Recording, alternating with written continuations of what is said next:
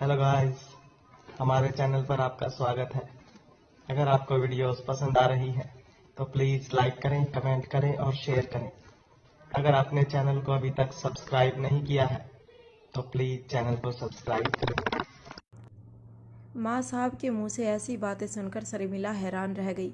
शर्मिला को अब तक लगता था कि उसके भाई को रोहित मारवा या उसके किसी साथी ने किडनैप करवाया था, मगर किसी तरह शर्मिला ये बात माँ साहब से छुपाना चाहती थी कि उसका भाई किडनैप हो चुका था, क्योंकि शर्मिला को इस बात का डर था कि अगर माँ साहब को पता चल जाता है कि शर्मिला का भाई किडनैप हो चुका है तो शर्मिला का सारा ध्यान अपने भाई को वापस लाने में जुटा हुआ है, तो माँ साहब का मिशन कॉम्प्रोमाइज़ हो सकता था। माँ साहब के बारे में शर्मिला के ये बात बहुत अच्छे से जानती थी कि कुछ भी हो जाए पर माँ साहब के लिए उनका मिशन ही सब कुछ है। यहाँ तक कि माँ साहब मिशन के आगे किसी को नहीं रखती थी और ना ही उन्हें किसी की परवाह थी। पर शर्मिला ये नहीं जानती थी कि माँ साहब अपने मिशन को पूरा करवाने के लिए कुछ भी कर सकती है, किसी भी हद तक जा सकती है। शर्मिला तो अब तक यही सोचती आ रही थी कि माँ साहब उसका और उसके भाई के बारे में सोचती है, मगर जब माँ साहब ने ही कहा कि अगर शर्मिला को अपने भाई की ज़िंदगी प्यारी है तो उसे ये ध्यान रखना होगा कि मिशन किसी भी हालत में कॉम्प्रोमाइज़ नहीं होना चाहिए, तो शर्मिला के होश उड़ गए। शर्मिला को पहले तो अपने कानों पर यकीन नहीं हुआ, पर फिर शर्मिला को ना चाहते हुए भी इस बात पर यकीन करना पड़ा। माँ साहब की बात सुनने के बाद शर्मिला 2 पल के लिए थम सी गई थी। उसे समझ नहीं आ रहा था कि वो क्या कहे और क्या करे। उसे जिस बात का डर था वही हुआ था और शर्मिला कभी नहीं चाहती थी कि माँ साहब को उसके भाई के किडनैपिंग के बारे में पता चले। पर अब जब माँ साहब ने शर्मिला को धमकी दे दी तो इसका मतलब साफ था कि माँ साहब जानती थी कि शर्मिला का भाई कहाँ था, और इसका एक सीधा साधा मतलब ये भी होता था कि माँ साहब शर्मिला को ये बता रही थी कि शर्मिला का भाई माँ साहब के कब्जे में था, और अगर शर्मिला अपने भाई को वापस चाहती है तो किसी भी हालत में V16 पावर ड्रग तक पहुंचना होगा।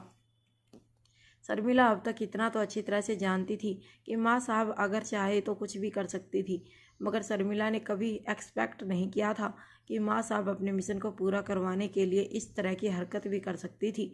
जब शर्मिला को इस बात का एहसास हुआ कि शर्मिला का भाई माँ साहब के कब्जे में था तो उसका डर पहले से भी ज़्यादा बढ़ गया था। शर्मिला इतना तो अच्छी तरह से जानती थी कि शर्मिला के सामने अगर कोई दुश्मन खड़ा हो तो किसी भी हालत में वो लड़ झगड़ कर अपने भाई को वापस ला सकती थी, मगर शर्मिला माँ साहब की ताकत अच्छी तरह से जानती थी कि माँ साहब से लड़ना शर्मिला के लिए नामुमकिन था।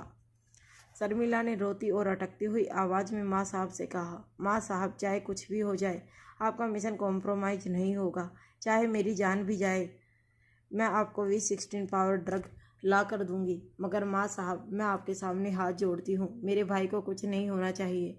इन सारी बातों में उसका कोई कसूर नहीं है, उसका कोई कसूर नहीं है माँ साहब। शर्मिला की रोती हुई आवाज़ सुनकर माँ साहब ने भी गहरी और तेज़ आवाज़ में कहा, उसकी बहुत बड़ी गलती है, समझी शर्मिला, तुम्हारे भाई की बहुत बड़ी गलती है। माँ साहब की ये बात सुनते ही शर्मिला की सांसें अचानक थम गई। शर्मिला जानती थी कि उसका भाई अपाहिज था, कमज़ोर था, फिर उसकी ऐसी कौन सी गलती थी जिसकी वजह से माँ साहब उससे नाराज़ थी। माँ साहब ने अपनी आवाज़ ऊंची और तेज करते हुए शर्मिला से कहा, तुम्हारे भाई की एक ही गलती थी कि वो एक कमज़ोर आदमी था। घर के जवान बेटे का या घर के जवान मर्द का ये काम होता है कि अपने घर की औरतों की सुरक्षा दे, बजाय इसके कि खटिया पर लेटा लेटा घर में हो रहे औरतों पर जुल्म देखता रहे। शर्मिला के समझ में नहीं आ रहा था कि माँ साहब उसके भाई को लेकर इतना गुस्सा क्यों हो रही थी। माँ साहब शर्मिला और उसके परिवार के साथ हुई हर बात अच्छी तरह से जानती थी। शर्मिला अपने भाई का बचाव करते हुए माँ साहब से कहने लगी, माँ साहब, जब वो सब कुछ हुआ तब मेरा भाई बहुत छोटा था, और जब वो उम्र की उस दहलीज पर पहुंचा, जब वो सारी बातें समझ पाता, तब उसके साथ एक बहुत ही खतरनाक हादसा हो गया। हमारे गांव में बाढ़ आ गई और मेरे भाई की रीढ़ की हड्डी टूट गई, जिसकी वजह से वो चल फिर नहीं पाता था। फिर बदला लेने का तो सवाल ही नहीं उठता। शर्मिला की ये बात सुनकर माँ साहब ने अपनी आवाज़ और भी ज़्यादा तेज करते हुए कहा, कमज़ोर इंसान बचपन से कमज़ोर होता है और ताकतवर इंसान माँ की कोख से पैदा होते ही ताकतवर होता है। वो ताकतवर बनने के लिए उम्र की किसी दहलीज पर पहुँचने के लिए इंतज़ार नहीं करता, वो पहली सांस लेते ही दुनिया को इस बात से वाकिफ़ करा देता है कि वो एक ताकतवर इंसान है। शर्मिला की समझ में नहीं आ रहा था कि वो उनकी बातों का क्या जवाब दे। शर्मिला ने देखा कि फ़ोन पर माँ साहब की सांसें भी काफ़ी ज़्यादा तेज होने लगी थी। कुछ देर बाद अपने इमोशंस को कंट्रोल करते हुए माँ साहब ने शर्मिला से कहा, देखो शर्मिला, मुझ पर इस समाज में लाखों करोड़ों औरतों पर होने वाली नाइंसाफ़ी के बदले अब उन्हें इंसाफ और इज्जत दिलाने की जिम्मेदारी है। हमारे साथ सैकड़ों औरतें जुड़ी हुई हैं जो हमेशा हमेशा के लिए जिंदा होने के बावजूद अपने परिवार के लिए मर चुकी हैं। वो अपने परिवार का, अपने बच्चों का चेहरा तक नहीं देख सकती। जरा सोचो उन औरतों के बारे में। उनकी उम्मीदें और उनकी उमंगें तुमसे जुड़ी हुई हैं, जो समाज में फिर से एक बार सिर ऊंचा करके चलने की कोशिश में हमेशा हमेशा के लिए अपना चेहरा छुपाकर अंधेरे में जी रही हैं। उन सब की उम्मीदें मुझसे हैं और मेरी उम्मीदें तुमसे। इतना कहने के बाद माँ साहब ने आगे कहा, इसलिए तुम्हारी ज़िंदगी से जुड़ी हर छोटी बात जो तुम्हें मिशन से दूर कर सकती है, उन्हें मैं आज तुम्हारी ज़िंदगी से दूर कर रही हूँ। ये मत समझना कि मैं तुम्हारी दुश्मन हूँ, मगर हाँ, मैं तुम्हें सिर्फ इतना ही याद दिलाना चाहती हूँ कि जिस मकसद से तुम्हारी माँ मेरे साथ जुड़ी थी, उस मकसद को भूलने के बजाय उन कुर्बानियों को याद करो जो तुम्हारी माँ ने तुम्हारे लिए, तुम्हारे भाई के लिए, तुम्हारे परिवार के लिए दिए हैं। उन कुर्बानी को याद करो जो तुम्हारे पिताजी ने तुम्हारे भाई के लिए की है। जरा अपने बाप के सीने से निकल रही आखिरी सांस के बारे में सोचो, जो आज भी अपने इंसाफ और अपने बदले के लिए तुम्हारे गांव के उस पेड़ से चीख लगा रही है जहां तुम्हारे बाप ने अपनी ज़िंदगी की आखिरी सांसें ली थी। माँ साहब की बातें सुनकर शर्मिला की सिसकियाँ और उसकी आंखों से बहने वाले आंसू बढ़ते ही जा रहे थे। शर्मिला के दिल में नफरत की आग भी बढ़ रही थी, मगर साथ ही साथ शर्मिला को अपने भाई की फिक्र भी सता रही थी।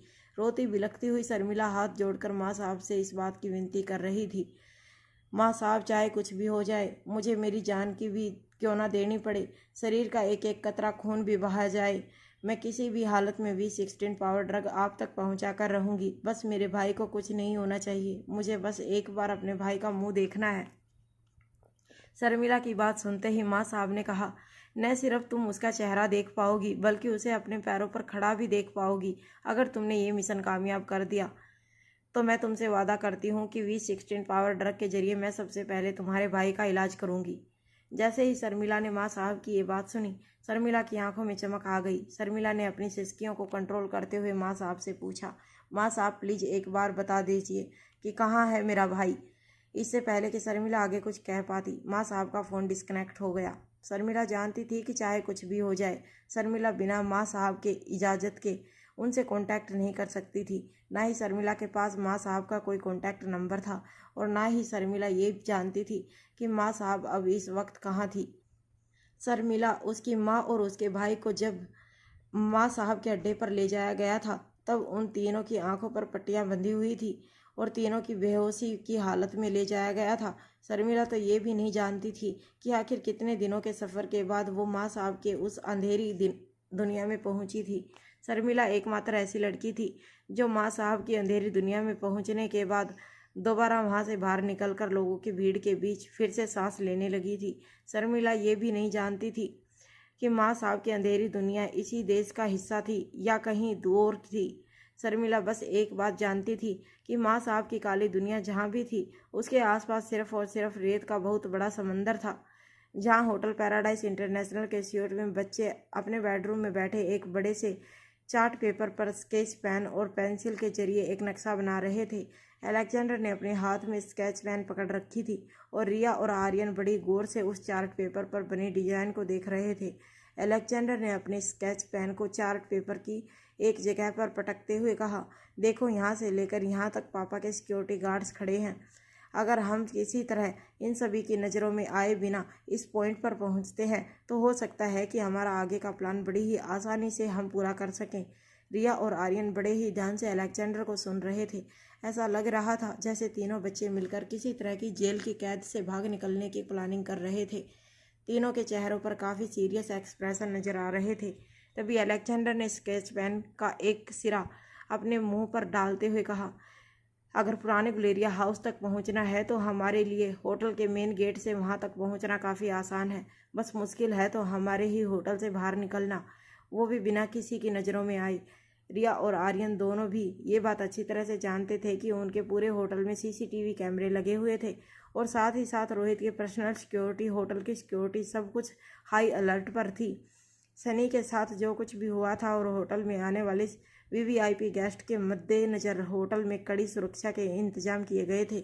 मगर तीनों बच्चों के चेहरे को देखकर ऐसा लग रहा था जैसे इन सारी बातों का हल उन तीनों ने ढूंढ लिया था। बस उन्हें इंतज़ार सिर्फ इस बात का था कि वो अपनी प्लानिंग का एग्जीक्यूशन के लिए सही वक्त का इंतजार करें।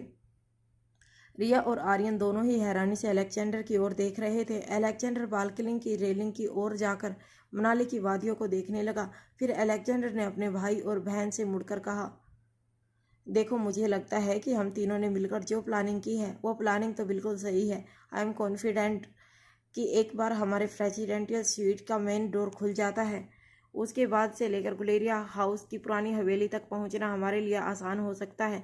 मगर सबसे मुश्किल काम है हमारे बेडरूम से निकलकर प्रेसिडेंशियल स्वीट के मेन डोर तक पहुंचना, क्योंकि इस रास्ते में हमें मिल सकते हैं हमारी ज़िंदगी के सबसे बड़े दो सिक्योरिटी गार्ड्स, मम्मा और डैड। रिया और आर्यन भी अलेक्जेंडर की बात को पूरी तरह से सहमत थे। तभी रिया अपनी जगह से उठी और अपने भाई के पास जाकर उसके कंधे पर हाथ रखकर कहने लगी, मैं जान सकती हूँ कि तुम क्या कहना चाहते हो, मगर कम से कम चलो। एक अच्छी बात तो अब ये है कि मम्मा हमारे साथ नहीं बल्कि डैडी के साथ अपने कमरे में सोती है। मेरे ख्याल से रात होते ही जब मम्मा और डैड अपने बेडरूम में चले जाएंगे तब हमें ये मौका मिल सकता है। तभी अलेक्जेंडर ने फिर से अपनी जगह से मुड़ते हुए अपने भाई और बहन की ओर देखा और कहा, असली मौका तो सिर्फ तब मिलेगा जब मम्मा और डैड दोनों गहरी नींद में सो जाएं। अलेक्जेंडर के सामने खड़े उसके दोनों भाई बहन उसकी बात को मानते हुए बस अब उस पल का इंतजार करने लगे जब वो अपनी प्लानिंग को एग्जीक्यूट कर सकते थे। वहाँ रोहित ने जब अपने बेडरूम में आंखें खोली तब रोहित अचानक ही झटके से अपने बिस्तर से उठ गया। रोहित को इस बात का एहसास हो गया था कि कई घंटे बीत चुके थे और रोहित गहरी नींद में सोया हुआ था। रोहित की ज़िंदगी में इस वक्त काफ़ी उतार चढ़ाव चल रहे थे। ऐसे में रोहित की हर मिनट बहुत कीमती थी, मगर खुद रोहित को पता नहीं चला कि कब रोहित की आंखें बंद हुई और इतने घंटे बीत गए। रोहित जब अचानक से उठा तो उसका ध्यान घड़ी की ओर गया। घड़ी में समय देख उसने अपना सिर पकड़ लिया और सोचने लगा कि वो इतनी देर कैसे सो गया। रोहित अपनी नींद के बारे में सोच रहा था, तभी उसे एहसास हुआ कि उसने हॉस्पिटल में सनी की खबर नहीं ली थी। ये ख्याल आते ही रोहित ने सोचा कि उसे एक बार हॉस्पिटल जाकर देखना चाहिए। तभी रोहित ने बेडरूम के इधर उधर देखा तो उसे बहुत बड़ी हैरानी हुई। रोहित ने देखा कि रोहित के बेडरूम में अनिका कहीं नज़र नहीं आ रही थी। रोहित को लगा कि अनिका ज़रूर बच्चों के साथ लिविंग रूम में मौजूद होगी। फ्रेश होने के बाद रोहित जब बाथरूम से बाहर आया तो रोहित को अचानक ही अपना फ़ोन याद आया। उसे लगा कि कई लोगों ने उसे कॉल किया होगा। रोहित अब यहाँ वहाँ अपना फ़ोन ढूंढने लगा, पर अगले ही पल उसे याद आया कि वो एक बार अपने बिस्तर के पास देख ले। रोहित जैसे ही अपने बिस्तर के पास गया उसने देखा कि रोहित का मोबाइल फ़ोन रोहित के सिरहाने के बिल्कुल पास पड़ा था। रोहित को इस बात का अभी तक चिंता हो रही थी कि काफ़ी घंटे बीत चुके थे, मगर रोहित को शायद कोई कॉल नहीं आया था और इसीलिए रोहित की नींद भी नहीं खुली। जब रोहित ने अपना मोबाइल फ़ोन उठाकर चेक किया तब उसे एहसास हुआ कि रोहित के मोबाइल की बैटरी डेड हो चुकी थी। रोहित ने जल्दी से अपना मोबाइल फ़ोन चार्जिंग पर लगाया।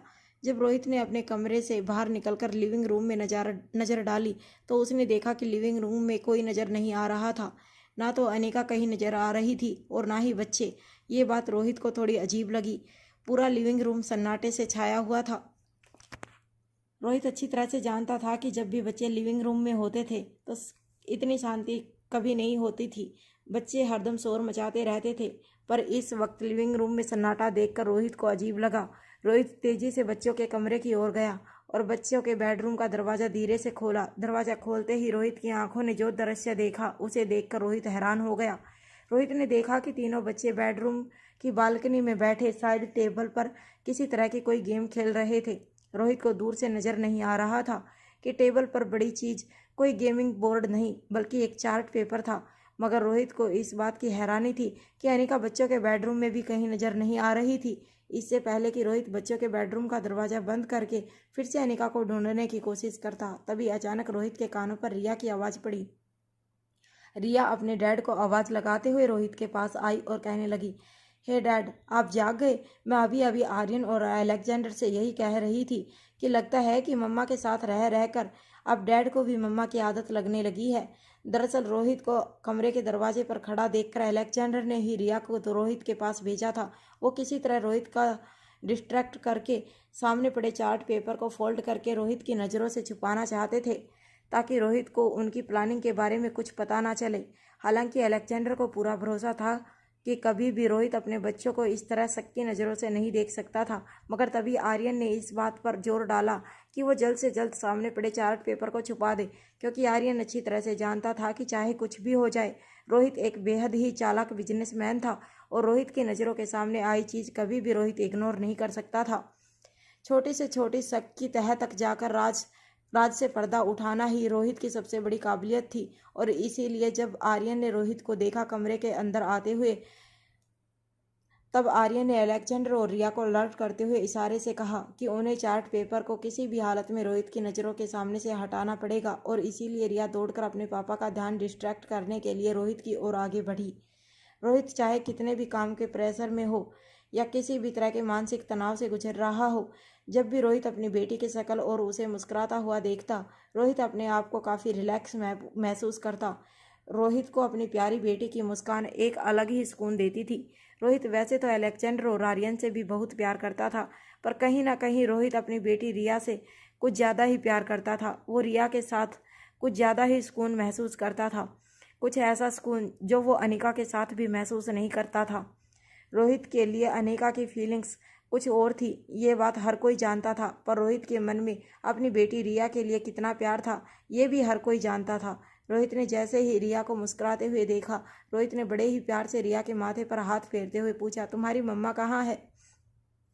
रोहित का ये सवाल सुनकर रिया हैरान हो गई।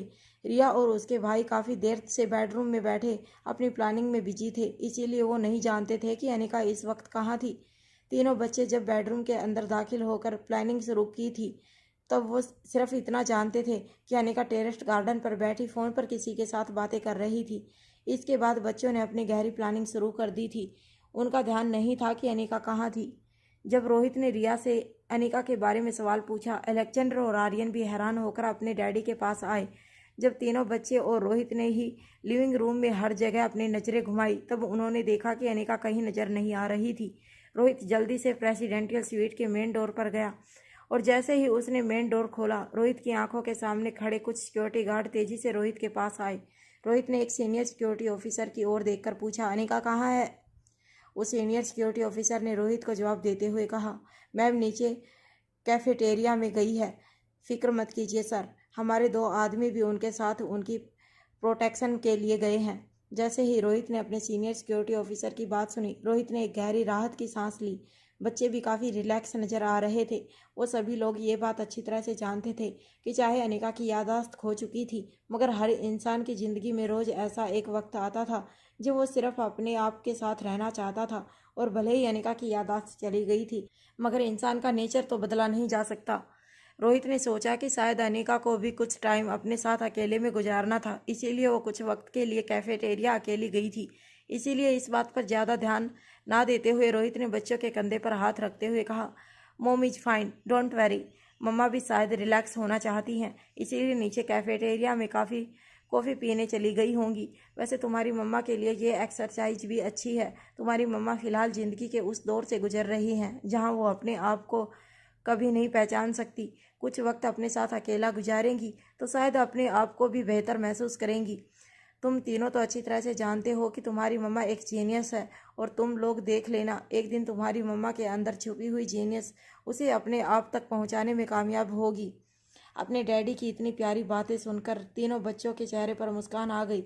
जब प्रेसिडेंशियल स्वीट का दरवाज़ा बंद हुआ, तब अचानक ही रिया के दिमाग में एक बात बिजली की तरह चमकी और रिया ने अपने दोनों हाथ कमर पर रखते हुए रोहित की ओर देखकर कहा, मगर पापा, आपकी एक बात बिल्कुल ठीक नहीं लगी मुझे। आज आप दिन भर सोते रहे।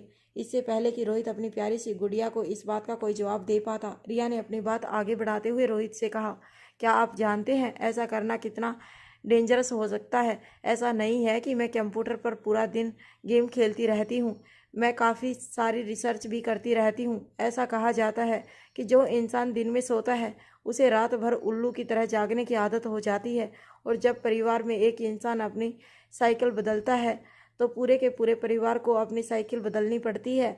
फिर पूरा का पूरा परिवार उल्लुओं की तरह जागता रहता है। इसीलिए रात को जल्दी सोना हो तो दिन में मत सोया करो। चलो प्रॉमिस करो पापा कि आज रात आप जल्दी सो जाएंगे। रोहित की समझ नहीं आ रहा था कि रिया अचानक इस तरह की जिद क्यों कर रही थी। दोनों भाई रिया की इस तरह की बात सुनकर एक दूसरे को हैरानी से देखने लगे। वो दोनों समझ गए थे कि रिया रोहित को इसीलिए ये बात कह रही थी ताकि रोहित रात को सो जाए और उन तीनों को अपनी प्लानिंग शुरू करने में मदद मिले। लेकिन अलेक्जेंडर और आर्यन दोनों ही ये बात अच्छी तरह से जानते थे कि अगर गलती से भी रोहित को उन लोगों की प्लानिंग के बारे में जरा सी भी भनक लग गई तो कितनी बड़ी मुसीबत हो सकती थी। और रिया सामने से चलकर मुसीबत को न्योता दे रही थी। दोनों भाइयों की समझ में नहीं आ रहा था कि वो रोहित के सामने अपनी बहन को इतनी बड़ी बेवकूफ़ी करने से कैसे रोके। रिया ने अपने डैड के सामने अपना हाथ बढ़ा दिया था ताकि रोहित उसे ये प्रॉमिस कर सके कि वो रात को जल्दी सो जाएगा। तभी रोहित ने रिया का बड़े ही प्यार से नाक पकड़ते हुए कहा, तब तो मुझे रात को ज़रूर जागना पड़ेगा, क्योंकि मैं जानता हूँ कि मेरी प्यारी सी गुड़िया रात भर मोबाइल पर गेम खेला करती है और लोग मुझे उल्लू कहें, उसकी मुझे कोई परवाह नहीं। मगर मैं नहीं चाहता कि लोग मेरी बेटी को उल्लू कहकर बुलाएं। इसीलिए अब तो मेरा फ़र्ज बनता है कि मैं रात भर जागकर ख़ास तौर पर इस बात का ध्यान रखूं कि मेरी बेटी रात भर ना जागे। जैसे ही अलेक्जेंडर और आर्यन ने रोहित की ये बात सुनी, दोनों मन ही मन अपनी बहन की बेवकूफ़ी को कोसने लगे। दोनों अपनी बहन से बेहद प्यार करते थे और इसीलिए अपनी बहन की बात मानकर वो दोनों इतने खतरनाक मिशन के लिए राजी हुए थे। मगर जिस बहन के लिए वो इतना खतरनाक मिशन करना चाहते थे, वही बहन अब अपनी नादानी की वजह से पूरे मिशन को खतरे में डाल रही थी। ये देखकर दोनों भाई को अब कहीं ना कहीं ये भी लगने लगा था कि कहीं अपनी बहन की जिद पूरी करने के लिए उन्होंने जो मिशन हाथ में लिया था वो एक बहुत बड़ी बेवकूफ़ी तो नहीं थी। मगर दोनों भाइयों ने सोच लिया था कि अगर ये सारी बातें रिया के मन का वहम भी थी तो उस वहम को दूर करने के लिए अब गुलेरिया हाउस की पुरानी हवेली में जाना बेहद ज़रूरी था। बच्चों के सिर पर हाथ फेरते हुए रोहित वापस अपने बेडरूम में चला गया।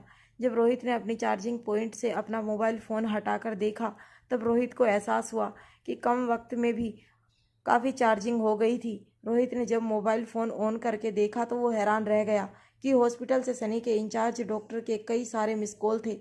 जब रोहित ने देखा सनी के इंचार्ज डॉक्टर के इतने सारे मिस कॉल रोहित को आ चुके थे तो रोहित के दिल की धड़कनें तेज हो गई। रोहित ने जल्दी से उस डॉक्टर को कॉल बैक किया। कुछ रिंग बजने के बाद जब डॉक्टर ने फ़ोन उठाया तब रोहित ने तेज सांसें लेते हुए डॉक्टर से पूछा, क्या हुआ डॉक्टर साहब, सनी ठीक तो है ना? क्या हुआ सनी को? रोहित की इस तरह परेशान आवाज़ सुनते ही डॉक्टर ने बड़ी ही धीमी और समझाती हुई आवाज़ में रोहित से कहा, रिलैक्स रिलैक्स मिस्टर मारवा। मैंने आपको सिर्फ इसलिए फ़ोन किया है ताकि मैं आपको बता सकूं कि आपके भाई को बेशक अब तक होश नहीं आया, वो अब तक कोमा से बाहर नहीं आया है, मगर उसकी बाकी बॉडी रिपोर्ट्स काफ़ी बेहतर हैं। आई मस्ट से कि योर ब्रदर इज फाइटर, और मैं उम्मीद करता हूँ कि बहुत जल्द आपके भाई को होश आ जाएगा। डॉक्टर साहब की आवाज़ सुनते ही और उनकी बातें सुनते ही रोहित की जान में जान आई। रोहित ने अपनी सांसें कंट्रोल करते हुए डॉक्टर से कहा, तो क्या डॉक्टर, हम ये उम्मीद कर सकते हैं कि जल्द से जल्द सनी को कोमा से बाहर आ जाएगा? रोहित की बात सुनने के बाद डॉक्टर ने जवाब देते हुए कहा, well I am really very sorry mister Marwa, मगर मेडिकल साइंस अब तक इतनी तरक्की नहीं कर पाया कि कोमा में गए हुए आदमी के साथ क्या होगा ये जान सके। हाँ, मैं आपको इतना ज़रूर कह सकता हूँ कि मैं कल जितना नाउम्मीद था आज उतना नाउम्मीद नहीं हूँ। आपके भाई के बाकी सारे रिपोर्ट्स देखकर ऐसा लग रहा है जैसा आपका भाई ज़िंदगी जीने के लिए फ़ाइट करना चाहता है और मैं एक डॉक्टर हूँ। इतना कहकर डॉक्टर ने आगे बताया, मगर फिर भी आपको एक बात बहुत क्लियरली बता देना चाहता हूँ, एक पेशेंट को जिंदा रखने के लिए किसी वेंटिलेटर या किसी दवाई से सबसे ज़्यादा ज़रूरत होती है जीने की इच्छा की।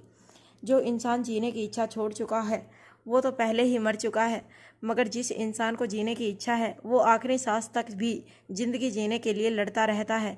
और आपके भाई की ये जीने की इच्छा ही ज़रूर एक ना एक दिन उसे हमारे बीच ठीक उसी तरह खड़ा करेगी जैसा कि वो आज से पहले हुआ करता था। डॉक्टर की मोटिवेशनल बातें सुनकर रोहित को कहीं ना कहीं काफ़ी अच्छा लग रहा था। रोहित के दिल में अपने भाई की ज़िंदगी को लेकर उम्मीदें बढ़ने लगी थी। डॉक्टर का फ़ोन डिस्कनेक्ट करने के बाद रोहित कुछ देर तक अपने कमरे में टहलता हुआ रोहित सनी की लंबी ज़िंदगी के लिए ऊपर वाले से प्रार्थना करता रहा। मगर तभी अचानक एक बात रोहित के दिमाग में बिजली की तरह चमकी। रोहित को एहसास हुआ कि अभी कुछ देर पहले जब रोहित ने अपना मोबाइल फ़ोन स्विच ऑन करके अपना कॉल लॉग चेक किया था तो रोहित ने देखा था कि सनी के डॉक्टर के फ़ोन नंबर के ठीक नीचे इंस्पेक्टर गेरीवाल का नंबर दिखाई दे रहा था। हालांकि रोहित को याद नहीं था कि सोने से पहले रोहित ने आखिरी बार किससे बात की थी, मगर जल्दी से अपना कॉल लॉग दोबारा चेक करते हुए रोहित ने जब अपना फ़ोन हाथ में लिया तो रोहित ये देखकर चौंक गया कि डॉक्टर के मिस कॉल आने से ठीक 10 मिनट पहले इंस्पेक्टर गेरीवाल का कॉल आया था, जिस पर 1-1.5 मिनट बात भी हुई थी। मगर रोहित को याद नहीं आ रहा था कि रोहित ने इंस्पेक्टर गेरीवाल के साथ कब बात की थी। रोहित की जब हैरानी बढ़ती गई तब रोहित ने इंस्पेक्टर गेरीवाल को कॉल लगाया। कुछ रिंग के बाद इंस्पेक्टर गेरीवाल ने जब कॉल उठाया तब धीमी और पतली आवाज़ में इंस्पेक्टर गेरीवाल ने रोहित से पूछा, सर जी क्या हुआ, कोई नया हुक्म है? रोहित ने इंस्पेक्टर गेरीवाल की ये बात इग्नोर करते हुए इंस्पेक्टर गेरीवाल से पूछा, क्या तुमने मुझे लगभग 4-5 घंटे पहले कॉल किया था? क्या हमारे बीच कोई बात हुई थी?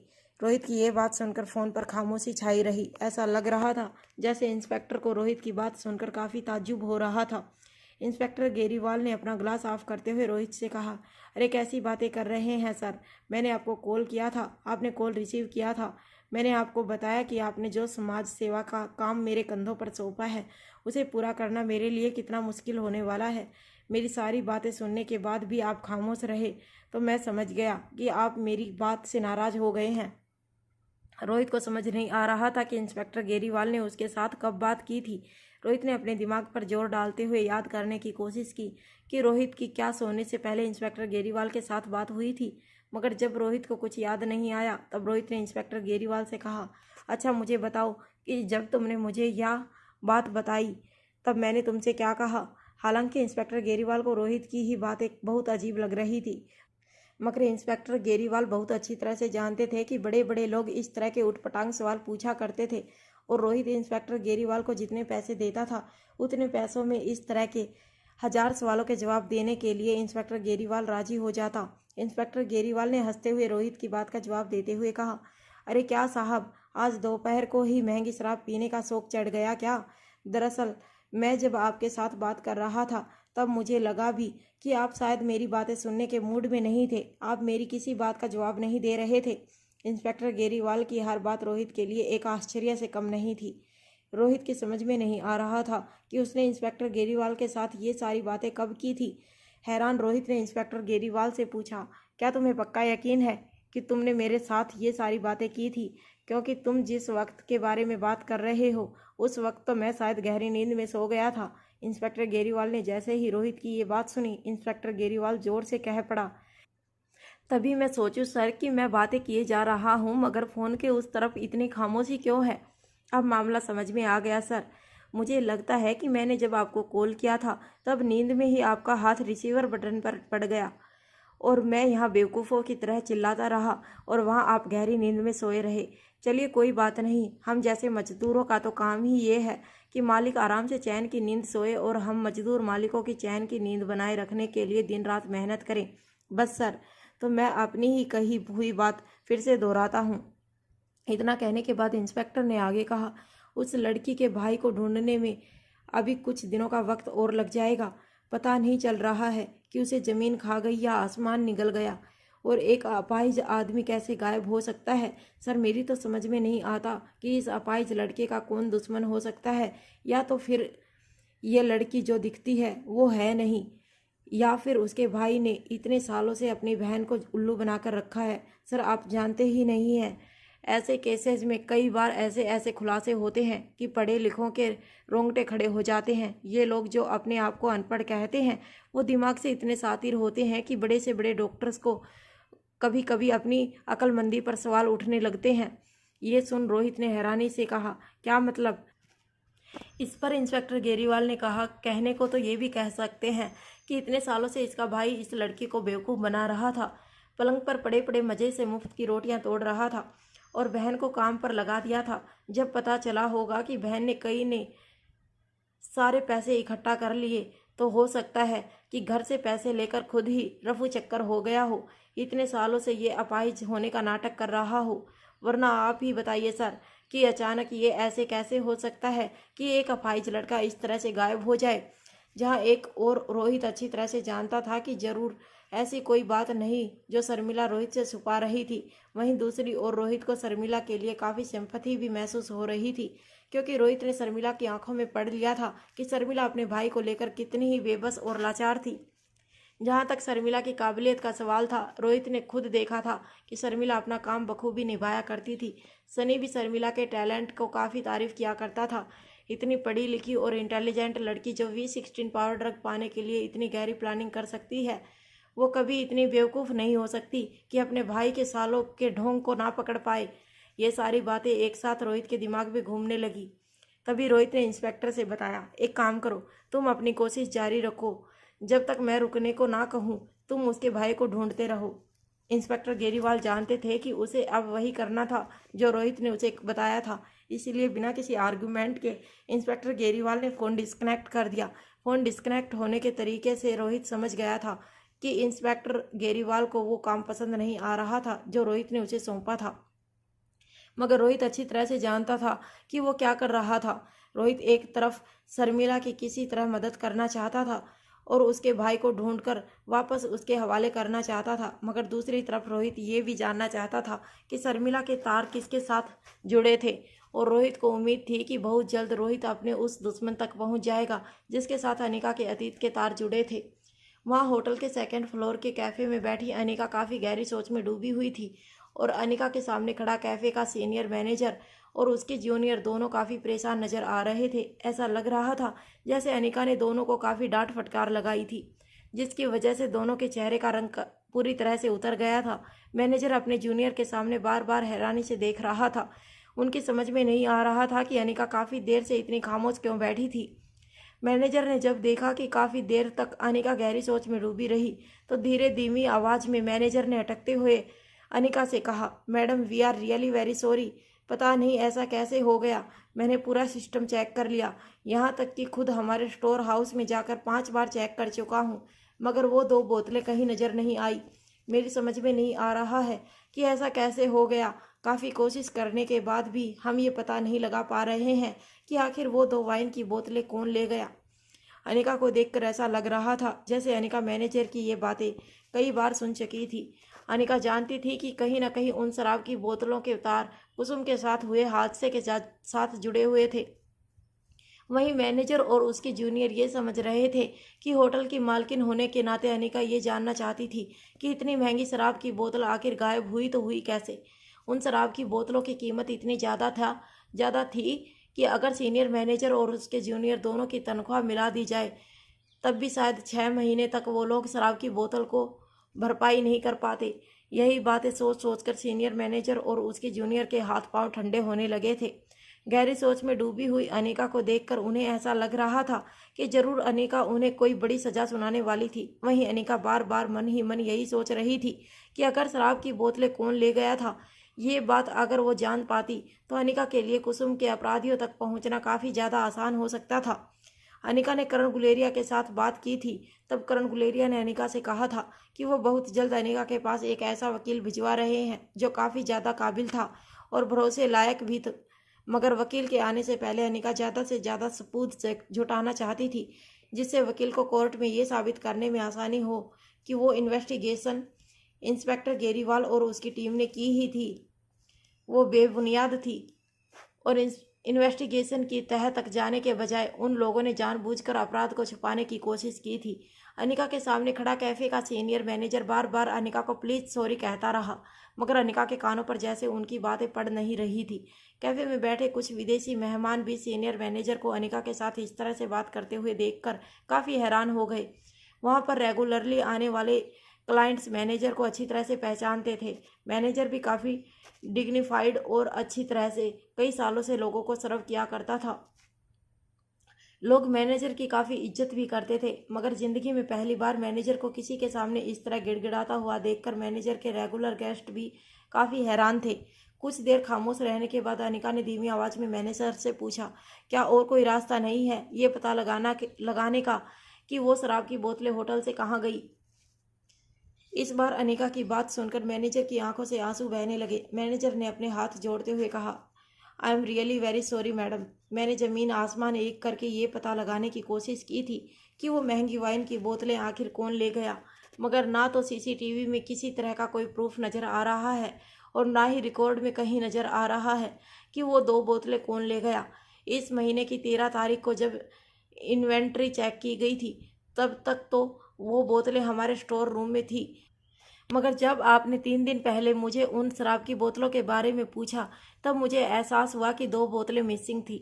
मगर हैरानी की बात है कि सब कुछ चेक करने के बावजूद मैं ये नहीं पता लगा पा रहा हूँ कि वह 2 बोतलें कहाँ गई और किस तरह गई। मैं अच्छी तरह से जानता हूँ मैडम कि उन दोनों बोतलों की कीमत अगर मिलाई जाए तो मेरे लिए इतने पैसे चुका पाना बेहद मुश्किल है। बस मैं आपसे हाथ जोड़कर इतनी विनती करता हूँ कि चाहे आप मेरी नौकरी छीन लीजिए मगर मुझे माफ़ कर दीजिए मैडम, मैं उन 2 बोतलों की कीमत नहीं चुका सकता।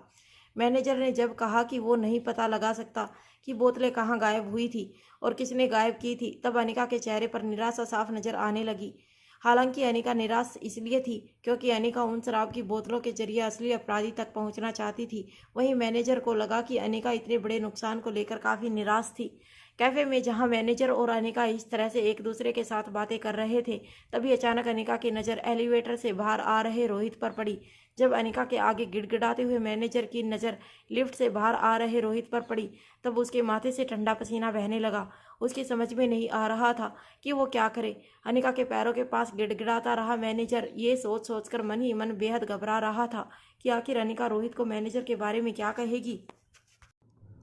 रोहित जैसे ही अनिका को ढूंढता हुआ कैफे के अंदर आया, मैनेजर अनिका के पैरों के पास खड़ा होकर अपने कपड़े सीधे करने लगा। जूनियर मैनेजर भी काफ़ी डरी हुई लग रही थी। उन दोनों को एक बात पता थी कि अगर अनिका ने रोहित को सब कुछ बता दिया तो उन दोनों की नौकरी के साथ साथ रोहित उन पर इतनी बड़ी पेनल्टी और जुर्माना लगाएगा कि उनके लिए उसकी भरपाई करना बेहद मुश्किल हो जाएगा। सीनियर मैनेजर और उसके जूनियर दोनों ही ये बात अच्छी तरह से जानते थे कि अगर सनी इस वक्त वहाँ मौजूद होता तो मामला कुछ और होता। सनी के दिल में लोगों के लिए काफ़ी प्यार था और वो समझ सकता था कि कभी कभी इंसान से गलतियां हो जाती थी, मगर रोहित के बारे में उन दोनों ने ये सुन रखा था कि रोहित एक बेहद ही रूड बिजनेसमैन था और बिजनेस में रोहित कभी किसी इमोशंस की जगह नहीं रखता था। रोहित ने आज तक कभी पैराडाइज इंटरनेशनल होटल के ऑपरेटिंग और प्रॉफिट एंड लॉस अकाउंट कभी भी चेक नहीं किए थे। वो दोनों अच्छी तरह से जानते थे कि रोहित के पास और भी बहुत बड़े बड़े बिजनेस थे जिनमें रोहित का ज़्यादातर वक्त बीतता था। रोहित जब भी होटल पैराडाइज इंटरनेशनल आता था तो वो सिर्फ और सिर्फ होटल में होने वाले कामकाज और स्टैंडर्ड मेंटेन हो रहे हैं कि नहीं, इन सारी बातों की गौर करता था। रोहित का ये उसूल था कि मारवा ग्रुप ऑफ इंडस्ट्री जिस किसी बिजनेस से जुड़ा हो उस बिजनेस के साथ जुड़े क्लाइंट्स कभी भी कंप्लेंट ना करें कि उन्हें मारवा ग्रुप ऑफ इंडस्ट्री के साथ काम करके अफसोस हुआ। रोहित चाहता था कि उसके कस्टमर जो उसके क्लाइंट एक बार उसके साथ जुड़ने के बाद ज़िंदगी भर के लिए सिर्फ उसी के साथ बिजनेस करते रहें। अनिका को ढूंढ रही रोहित की नज़रों ने जब देखा कि अनिका कैफ़े के कोने में एक टेबल पर मैनेजर और उसकी जूनियर के साथ बैठी थी तो रोहित तेज़ी से अनिका की ओर अपने कदम आगे बढ़ाने लगा। रोहित को मैनेजर के पास आता हुआ देखकर मैनेजर धीरे से अनिका की ओर मुड़कर कहने लगा, madam please please madam, sir को मत बताइएगा। रोहित को अपने पास आता हुआ देखकर अनिका ने भी बिल्कुल धीमी आवाज़ में मैनेजर से कहा, ठीक है, तुम भी सर को इसके बारे में कुछ मत बताना। अनिका की बात सुनकर मैनेजर और उसके जूनियर हैरान रह गए। उन्हें अपने कानों पर विश्वास नहीं हो रहा था। मैनेजर और उसके जूनियर ने मन ही मन सोच लिया था कि आज उनकी छुट्टी पक्की थी।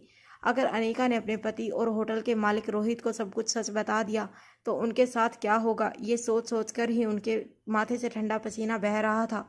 मगर जब अनिका ने मैनेजर से कहा कि रोहित को सच्चाई बताने की ज़रूरत नहीं थी तब मैनेजर और उसके जूनियर अचानक चौंक गए। रोहित और अनिका के बीच में अभी काफ़ी ज़्यादा डिस्टेंस था, इसीलिए रोहित सुन नहीं पाया था कि मैनेजर और अनिका के बीच क्या बातें चल रही थी। कुछ ही सेकंड में जब रोहित कैफ़े के कोने में बने एक छोटे से टेबल पर बैठी अनिका के पास पहुंचा तब कुछ देर के लिए रोहित अनिका और उनके सामने खड़े मैनेजर को देखता रहा। अनिका के टेबल पर एक कॉफ़ी का मग पड़ा था। रोहित ने जब मैनेजर के रिएक्शन को देखा तो वो समझ गया कि मैनेजर काफ़ी घबराया हुआ लग रहा था। अनिका के चेहरे को देखकर भी ऐसा लग रहा था जैसे अनिका काफ़ी गुस्से में थी।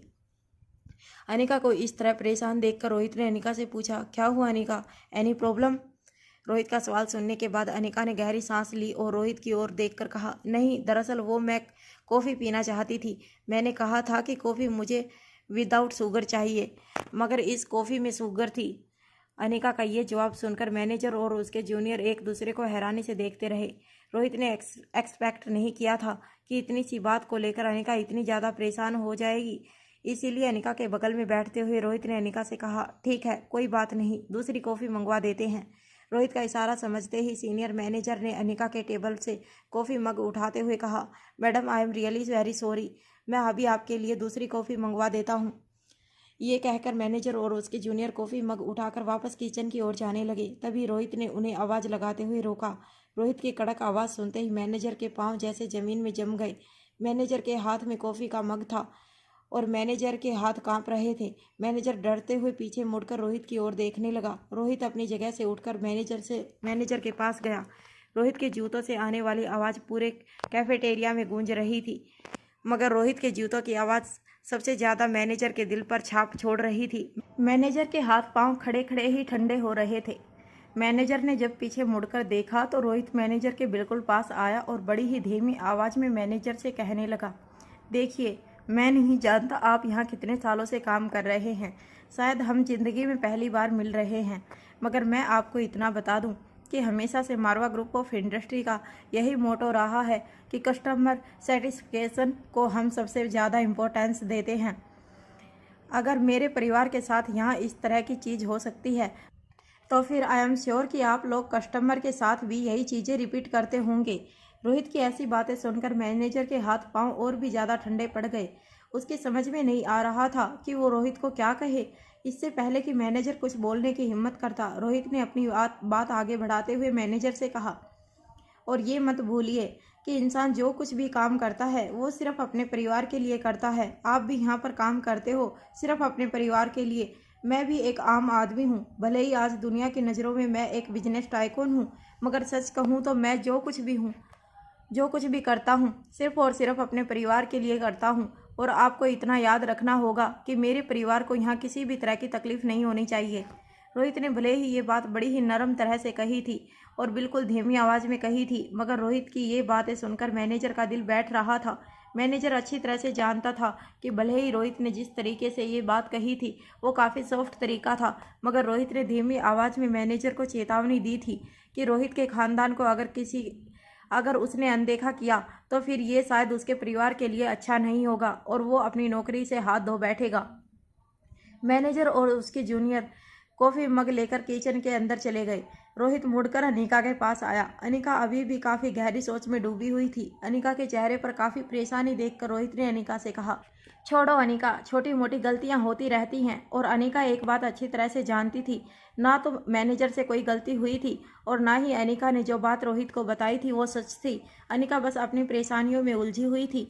अनिका के पास बैठे रोहित ने अनिका के कंधे पर हाथ रखते हुए कहा, देखो आई थिंक अनिका, मैं अच्छी तरह से जानता हूँ कि इस वक्त तुम कई सारी उलझनों में उलझी हुई हो। मैं ये भी जानता हूँ कि तुम काफ़ी परेशान हो, मगर मैं बस तुम्हारा पति होने के नाते तुम्हें इतना कहना चाहता हूँ कि तुम्हारी याददाश्त तुम्हारा साथ दे या ना दे, इंसान की ज़िंदगी के साथ उलझनें हमेशा जुड़ी हुई रहती हैं। तुम अकेली नहीं हो इस दुनिया में जो उलझी हुई हो। हम सब अपनी अपनी उलझनों से काफ़ी परेशान हैं।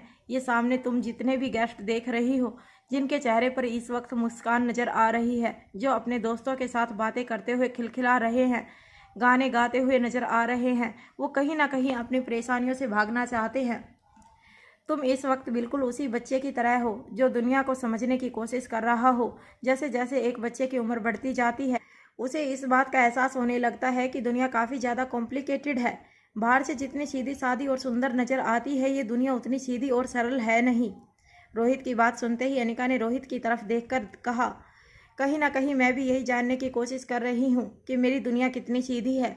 हालांकि अनिका ने बातों ही बातों में सीधे सीधे रोहित से कहा था कि वह जानना चाहती थी कि उसकी ज़िंदगी से जुड़ा, उसके परिवार से जुड़ा शख्स जिसे लोग अनिका के पति के नाम से जानते थे, वो आखिर कौन था। वो चेहरा जो इस वक्त अनिका के सामने बैठा मुस्कुरा रहा था, क्या वो सचमुच इतना सीधा और सरल था जितना वो कह रहा था, या फिर उसके चेहरे के साथ कोई और पहलू भी जुड़ा हुआ था। इंस्पेक्टर गेरीवाल की बातें अनिका के दिमाग में गूंज रही थी। शराब की बोतल एविडेंस ट्रे में होना, रोहित को बार बार इंस्पेक्टर गेरीवाल का कॉल आना और रोहित के बारे में श्रेया और बाकी लोगों का रवैया अनिका की समझ के बाहर था। अनिका किसी तरह उस नकाब के पीछे वाले रोहित को जानना चाहती थी, मगर अनिका की बात इस वक्त रोहित के लिए समझ पाना बेहद मुश्किल था। रोहित ने अनिका की पीठ थपथपाते हुए कहा, सब कुछ समझ जाओगी, बहुत जल्द सब कुछ समझ जाओगी, और मुझे यकीन है कि बहुत जल्द तुम्हारे अंदर छुपी डॉक्टर अमृता इस दुनिया का इलाज करेगी, क्योंकि मैं अच्छी तरह से जानता हूँ कि तुम्हारा दिमाग इस दुनिया का सबसे जीनियस दिमाग है। और तुम देख लेना, तुम इस दुनिया की पहली ऐसी एग्जाम्पल बनोगी जो खुद ही खुद का इलाज करके खुद को ठीक करोगी। भले ही अनिका के मन में इस वक्त रोहित के लिए काफ़ी उलझनें चल रही थी, मगर रोहित ने जो कहा था वो बात अनिका के दिल को छू गई थी। अनिका खुद भी कई दिनों से यही चाहती थी कि अगर अनिका इस दुनिया की सबसे बेहतरीन डॉक्टर थी और उसके हाथों में सचमुच कोई चमत्कार था, तो काश कोई ऐसा दिन आए कि अनिका खुद ही खुद का इलाज करके अपने आप को अपने अतीत से जोड़ सके और अपनी ज़िंदगी से जुड़े सारे राज को जान सके।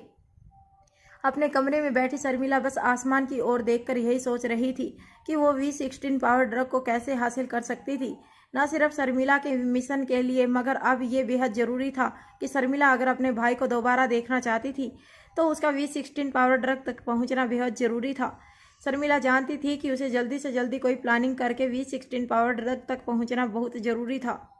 अगर वो अपने भाई को बचाना चाहती थी तो किसी भी हालत में उसे V16 पावर ड्रग माँ साहब के हवाले करना था।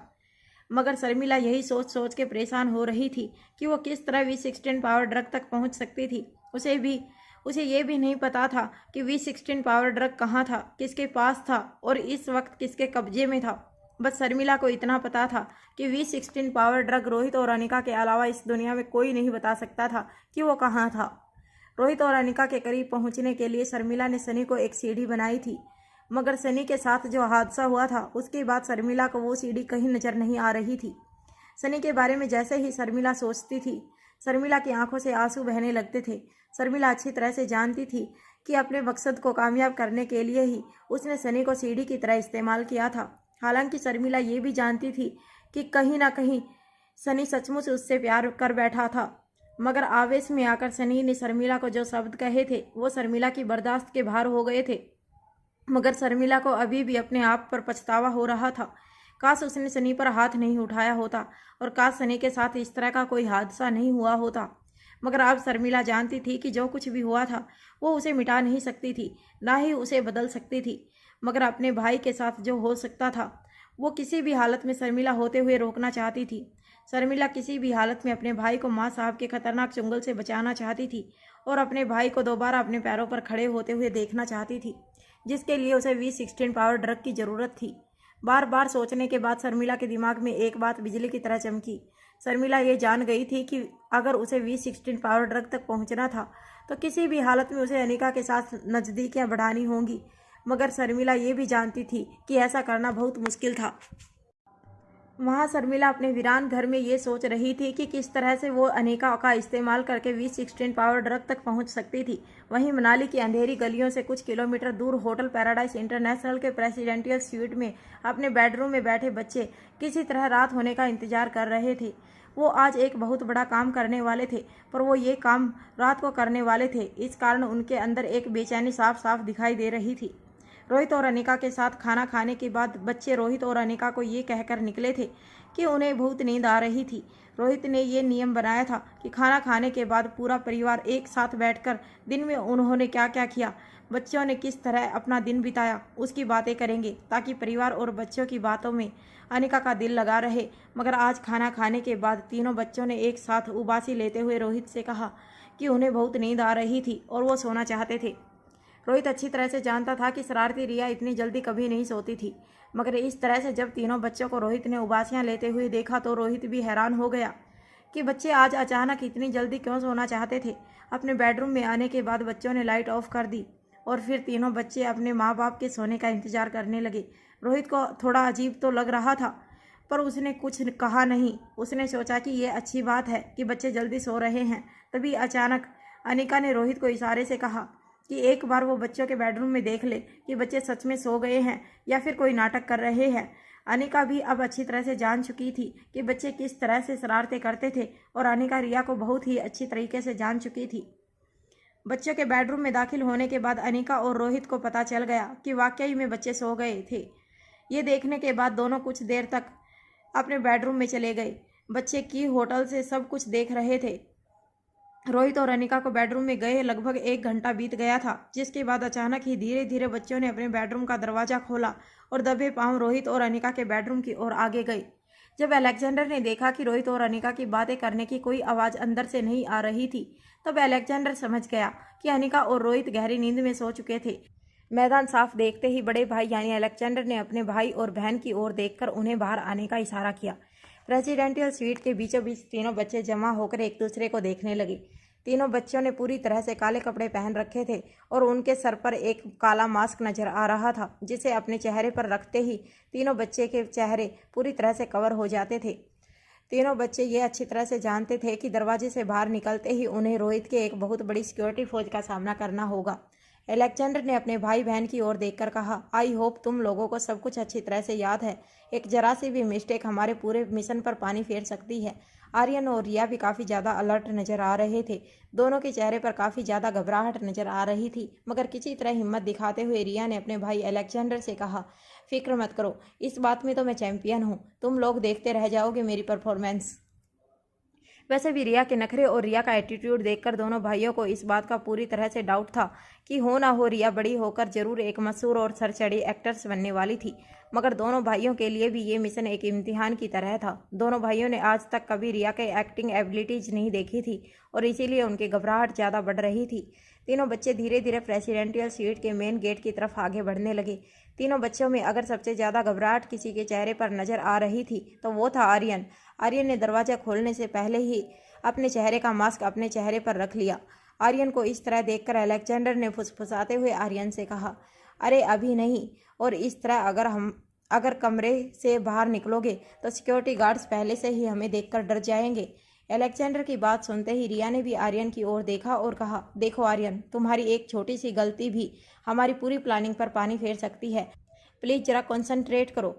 रिया को इस तरह बोलता हुआ देखकर आर्यन और अलेक्जेंडर एक दूसरे को देखने लगे। रिया का ओवर कॉन्फिडेंस देखकर आर्यन और अलेक्जेंडर की घबराहट और भी ज़्यादा बढ़ गई थी। अलेक्जेंडर ने धीरे से मेन डोर अनलॉक किया और धीरे धीरे दरवाज़ा खोलने लगा। जैसे ही दरवाज़ा खुला, रोहित के सिक्योरिटी गार्ड्स हाई अलर्ट हो गए। तीनों बच्चों को पूरी तरह से काले कपड़ों में ढका हुआ देखकर सिक्योरिटी गार्ड्स काफ़ी हैरान हो गए। उनकी समझ में नहीं आ रहा था कि इतनी रात को तीनों बच्चे इस तरह के कपड़े पहनकर कमरे से बाहर क्यों आए थे। तभी एक सिक्योरिटी गार्ड ने अलेक्जेंडर के पास आकर बड़े ही अदब से पूछा, बाबा क्या हुआ, क्या आपको कुछ चाहिए? सिक्योरिटी गार्ड को देखकर अलेक्जेंडर की घबराहट बढ़ गई। अलेक्जेंडर हड़बड़ाती हुई अटकती हुई आवाज़ में सिक्योरिटी गार्ड को जवाब देते हुए कहने लगा, नहीं, दरअसल वो बात यह है कि जैसे ही रिया ने देखा कि अलेक्जेंडर की घबराहट बढ़ रही थी और वो हिचकिचा रहा था, रिया ने सिचुएशन संभालते हुए सिक्योरिटी गार्ड की ओर देखकर कहा, नहीं नहीं अंकल, एक्चुअली हम लोग एक गेम खेल रहे हैं। ये बोलते हुए रिया काफ़ी कॉन्फिडेंट नज़र आ रही थी। उसके चेहरे पर मुस्कान थी और रिया की आंखों में देखकर कहीं से ऐसा नहीं लग रहा था कि रिया किसी तरह की कहानी बना रही थी या झूठ बोल रही थी। रिया को सिचुएशन संभालता हुआ देखकर अलेक्जेंडर ने भी बोलना बंद कर दिया। रिया का जवाब सुनकर सिक्योरिटी गार्ड हैरान होकर एक दूसरे को देखने लगे। सिक्योरिटी गार्ड्स के चेहरे पर कन्फ्यूजन देखकर रिया ने अपनी बात आगे बढ़ाते हुए कहा, अंकल बात दरअसल ये है कि आज हम लोग ट्रेजर हंट खेलने वाले हैं। सिक्योरिटी गार्ड समझ नहीं पा रहे थे कि एक्चुअली ये किस तरह की गेम थी। आर्यन ने सिक्योरिटी गार्ड्स को अपने पास बुलाया। रिया के हाथ का इशारा देखते ही सारे सिक्योरिटी गार्ड तेजी से बच्चों के पास आकर खड़े हो गए। अलेक्जेंडर ने बड़े ही धीरे से प्रेसिडेंशियल स्वीट का दरवाजा बाहर से बंद कर दिया। अब तीनों बच्चे बाहर थे और प्रेसिडेंशियल स्वीट का दरवाजा बंद हो चुका था, मगर बच्चों ने ये काम इतनी शिद्दत से किया था कि सिक्योरिटी गार्ड को पता भी नहीं चला कि कब मेन डोर बंद हो गया और बच्चे घर के बाहर आ चुके थे। जैसे ही सारे सिक्योरिटी गार्ड्स बच्चों के पास आकर खड़े हो गए, रिया ने सारे सिक्योरिटी गार्ड्स की और बारी बारी से देखते हुए कहा, देखिए इस गेम में ये होता है कि हमने आज पूरे दिन में पूरे होटल में अलग अलग जगहों पर अलग अलग चीज़ें छुपाई हैं। मैंने कौन सी चीज़ कहाँ छुपाई है ये मेरे दोनों भाई नहीं जानते, और उन लोगों ने कौन सी चीज़ कहाँ छुपाई है ये मैं नहीं जानती। हमने इस कागज़ में एक दूसरे के लिए हिंट छोड़े हैं और उन्हीं हिंट्स को फॉलो करते हुए हमें यह अंदाज़ा लगाना है कि किसने कौन सी चीज़ कहाँ छुपाई है। वैसे ये काम थोड़ा मुश्किल है, इसलिए चीज़ें ढूंढने में थोड़ा वक्त लग सकता है, मगर ये बड़ी मज़ेदार गेम है। रिया की गेम सुनकर सारे सिक्योरिटी गार्ड्स हैरानी से एक दूसरे को देखने लगे। उनके समझ में नहीं आ रहा था कि वो बच्चों की इस बात का क्या जवाब दे। तभी एक सीनियर सिक्योरिटी गार्ड्स ने अलेक्जेंडर की ओर देखते हुए कहा, मगर बाबा, हमें पापा ने ऐसी कोई बात नहीं बताई कि आज रात को आप लोग इस तरह से कोई गेम खेलने वाले हैं। सिक्योरिटी गार्ड का ये सवाल सुनते ही अलेक्जेंडर रिया और आर्यन की ओर देखने लगा। अलेक्जेंडर की समझ में नहीं आ रहा था कि अब वो इस सवाल का क्या जवाब दे।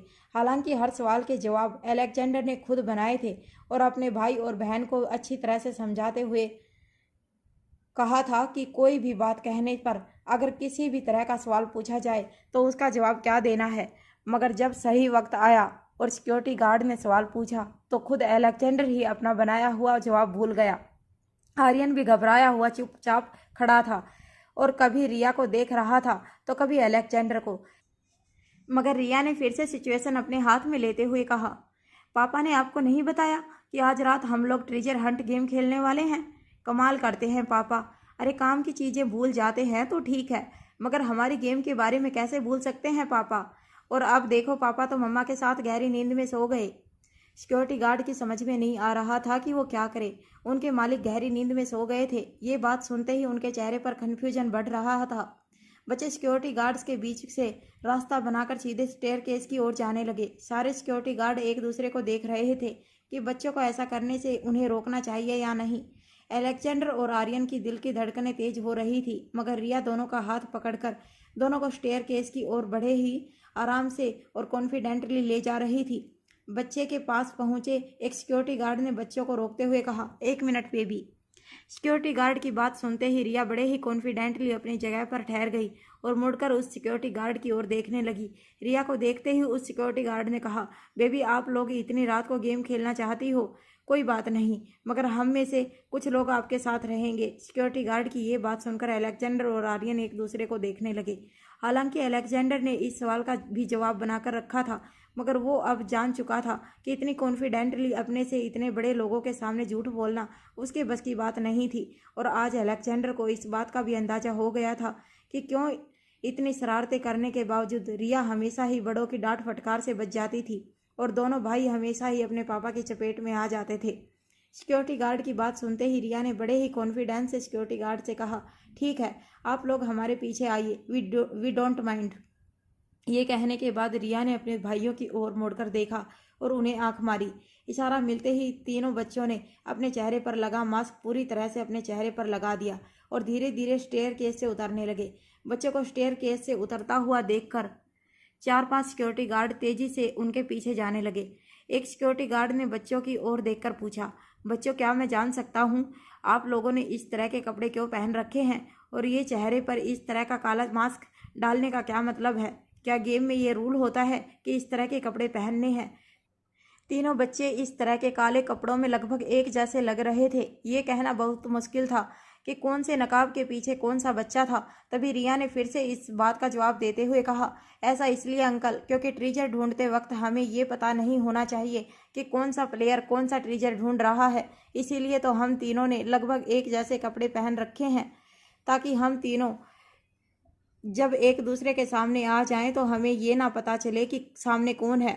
गेम के अजीब और उट पटांग रूल सुनकर सिक्योरिटी गार्ड की समझ में नहीं आ रहा था कि बच्चे किस तरह की गेम खेल रहे थे और इतनी रात को ऐसी गेम खेलने का क्या मतलब हो सकता था। कंफ्यूज होकर सिक्योरिटी गार्ड बस बच्चों का पीछा करते रहे। एक के बाद एक सीढ़ियां उतरते हुए बच्चे सीधे ग्राउंड फ्लोर के कॉरिडोर में यहाँ वहाँ पहुँच गए। हालांकि रात काफ़ी हो चुकी थी, मगर होटल पैराडाइज इंटरनेशनल एक इंटरनेशनल स्टैंडर्ड्स की होटल थी, जिस वजह से देश विदेश के कई गेस्ट काफ़ी रात को भी होटल में चहल पहल मचाकर रखते थे। 3-3 बच्चों को इस तरह की ड्रेस में देखकर आसपास के सभी गेस्ट एक्साइट होकर बच्चों को देखने लगे। सिक्योरिटी गार्ड्स भी बच्चों का पीछा करते हुए आगे बढ़ने लगे। धीरे धीरे मेन लॉबी से होते हुए तीनों बच्चे होटल की मेन एंट्रेंस से बाहर निकले।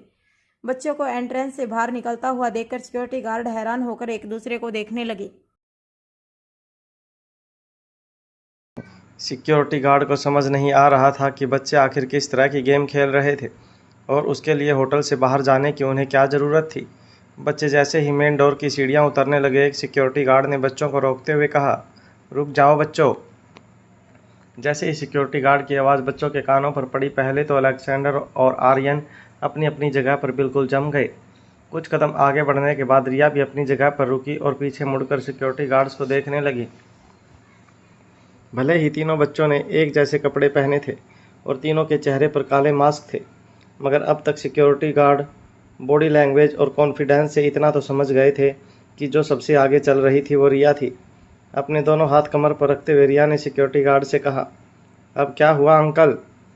इतना कहने के बाद रिया सिक्योरिटी गार्ड को देखने लगी। वहीं अलेक्जेंडर और आर्यन को लग रहा था कि कहीं रिया उन्हें फंसवा ना दे। दोनों मन ही मन यही बात सोच रहे थे। उनको समझ नहीं आ रहा था कि अगर वो पकड़े गए और उनकी सच्चाई बाहर आ गई तो वो क्या करेंगे। इस वक्त दोनों रिया को अपने पास बुलाकर कुछ कह भी नहीं सकते थे। इस कारण से दोनों भाई चुपचाप खड़े थे। वहीं रिया ने फिर से पूछा, क्या हुआ अंकल, आपने कुछ कहा? सिक्योरिटी गार्ड ने फिर से अपनी बात दोहराते हुए रिया से पूछा, बेबी ज़रा हमें बताएंगी कि आप कहाँ जाना चाहती हैं? ये खेल आप यहाँ खेलना नहीं चाहती? आप ये खेल कहाँ खेलना चाहती हैं? सिक्योरिटी गार्ड की बात का जवाब देते हुए रिया ने पूरे कॉन्फिडेंस के साथ कहा, ओफो अंकल, मैंने आपसे कहा ना कि इस होटल में अलग अलग जगहों पर ट्रेजर छुपाया गया है। हमें होटल के मेन गेट पर जाकर ये गेम शुरू करनी होगी। तीनों प्लेयर्स का स्टार्टिंग पॉइंट 1 होगा और फिर तीनों प्लेयर अपनी जेब से चिट्ठी निकालकर दूसरे प्लेयर के द्वारा दिए हुए हिंट्स पढ़ते हुए अपने अपने ट्रेजर को ढूंढने की कोशिश करेंगे।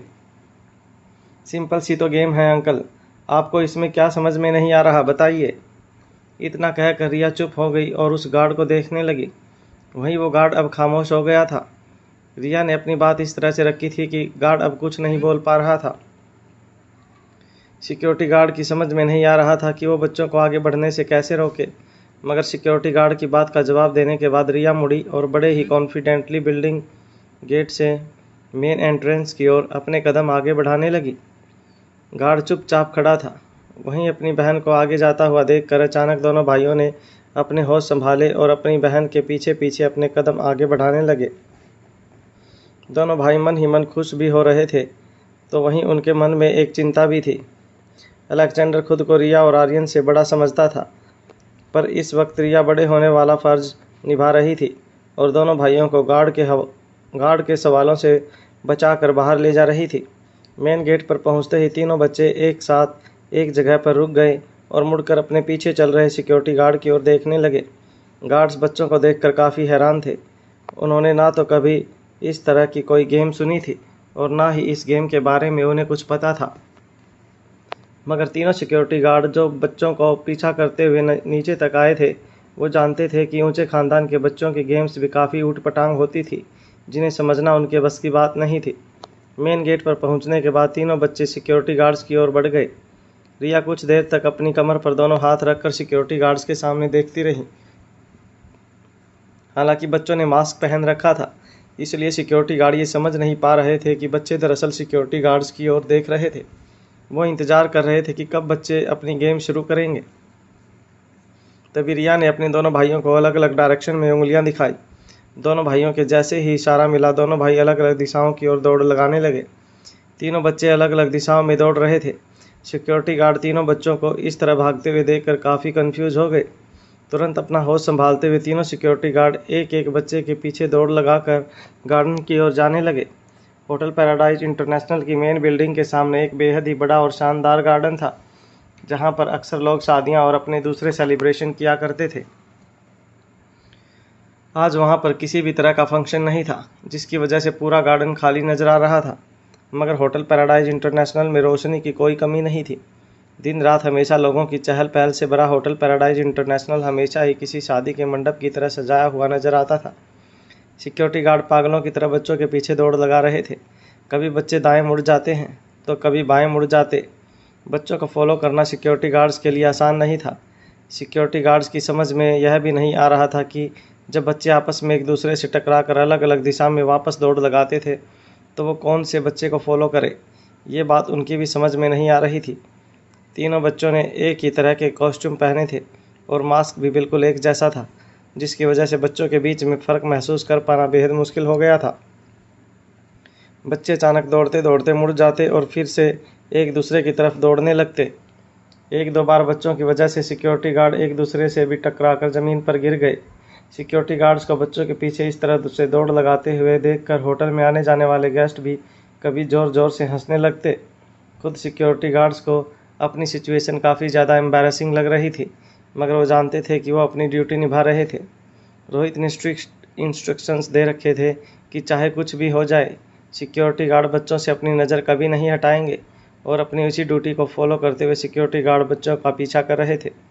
फिर अचानक ही तीनों बच्चे एक ही दिशा की ओर दौड़ने लगे। दरअसल दौड़ लगा रहे बच्चे ये जानने की कोशिश कर रहे थे कि होटल पैराडाइज इंटरनेशनल में कौन सी ऐसी जगह थी जहाँ पर ज़्यादा लाइट्स नहीं थी। जब बच्चों को यह महसूस हुआ कि पार्किंग लॉट के पीछे वाले हिस्से में काफ़ी कम रोशनी थी, तब तीनों बच्चे एक साथ उस अंधेरी जगह की ओर दौड़ लगाने लगे।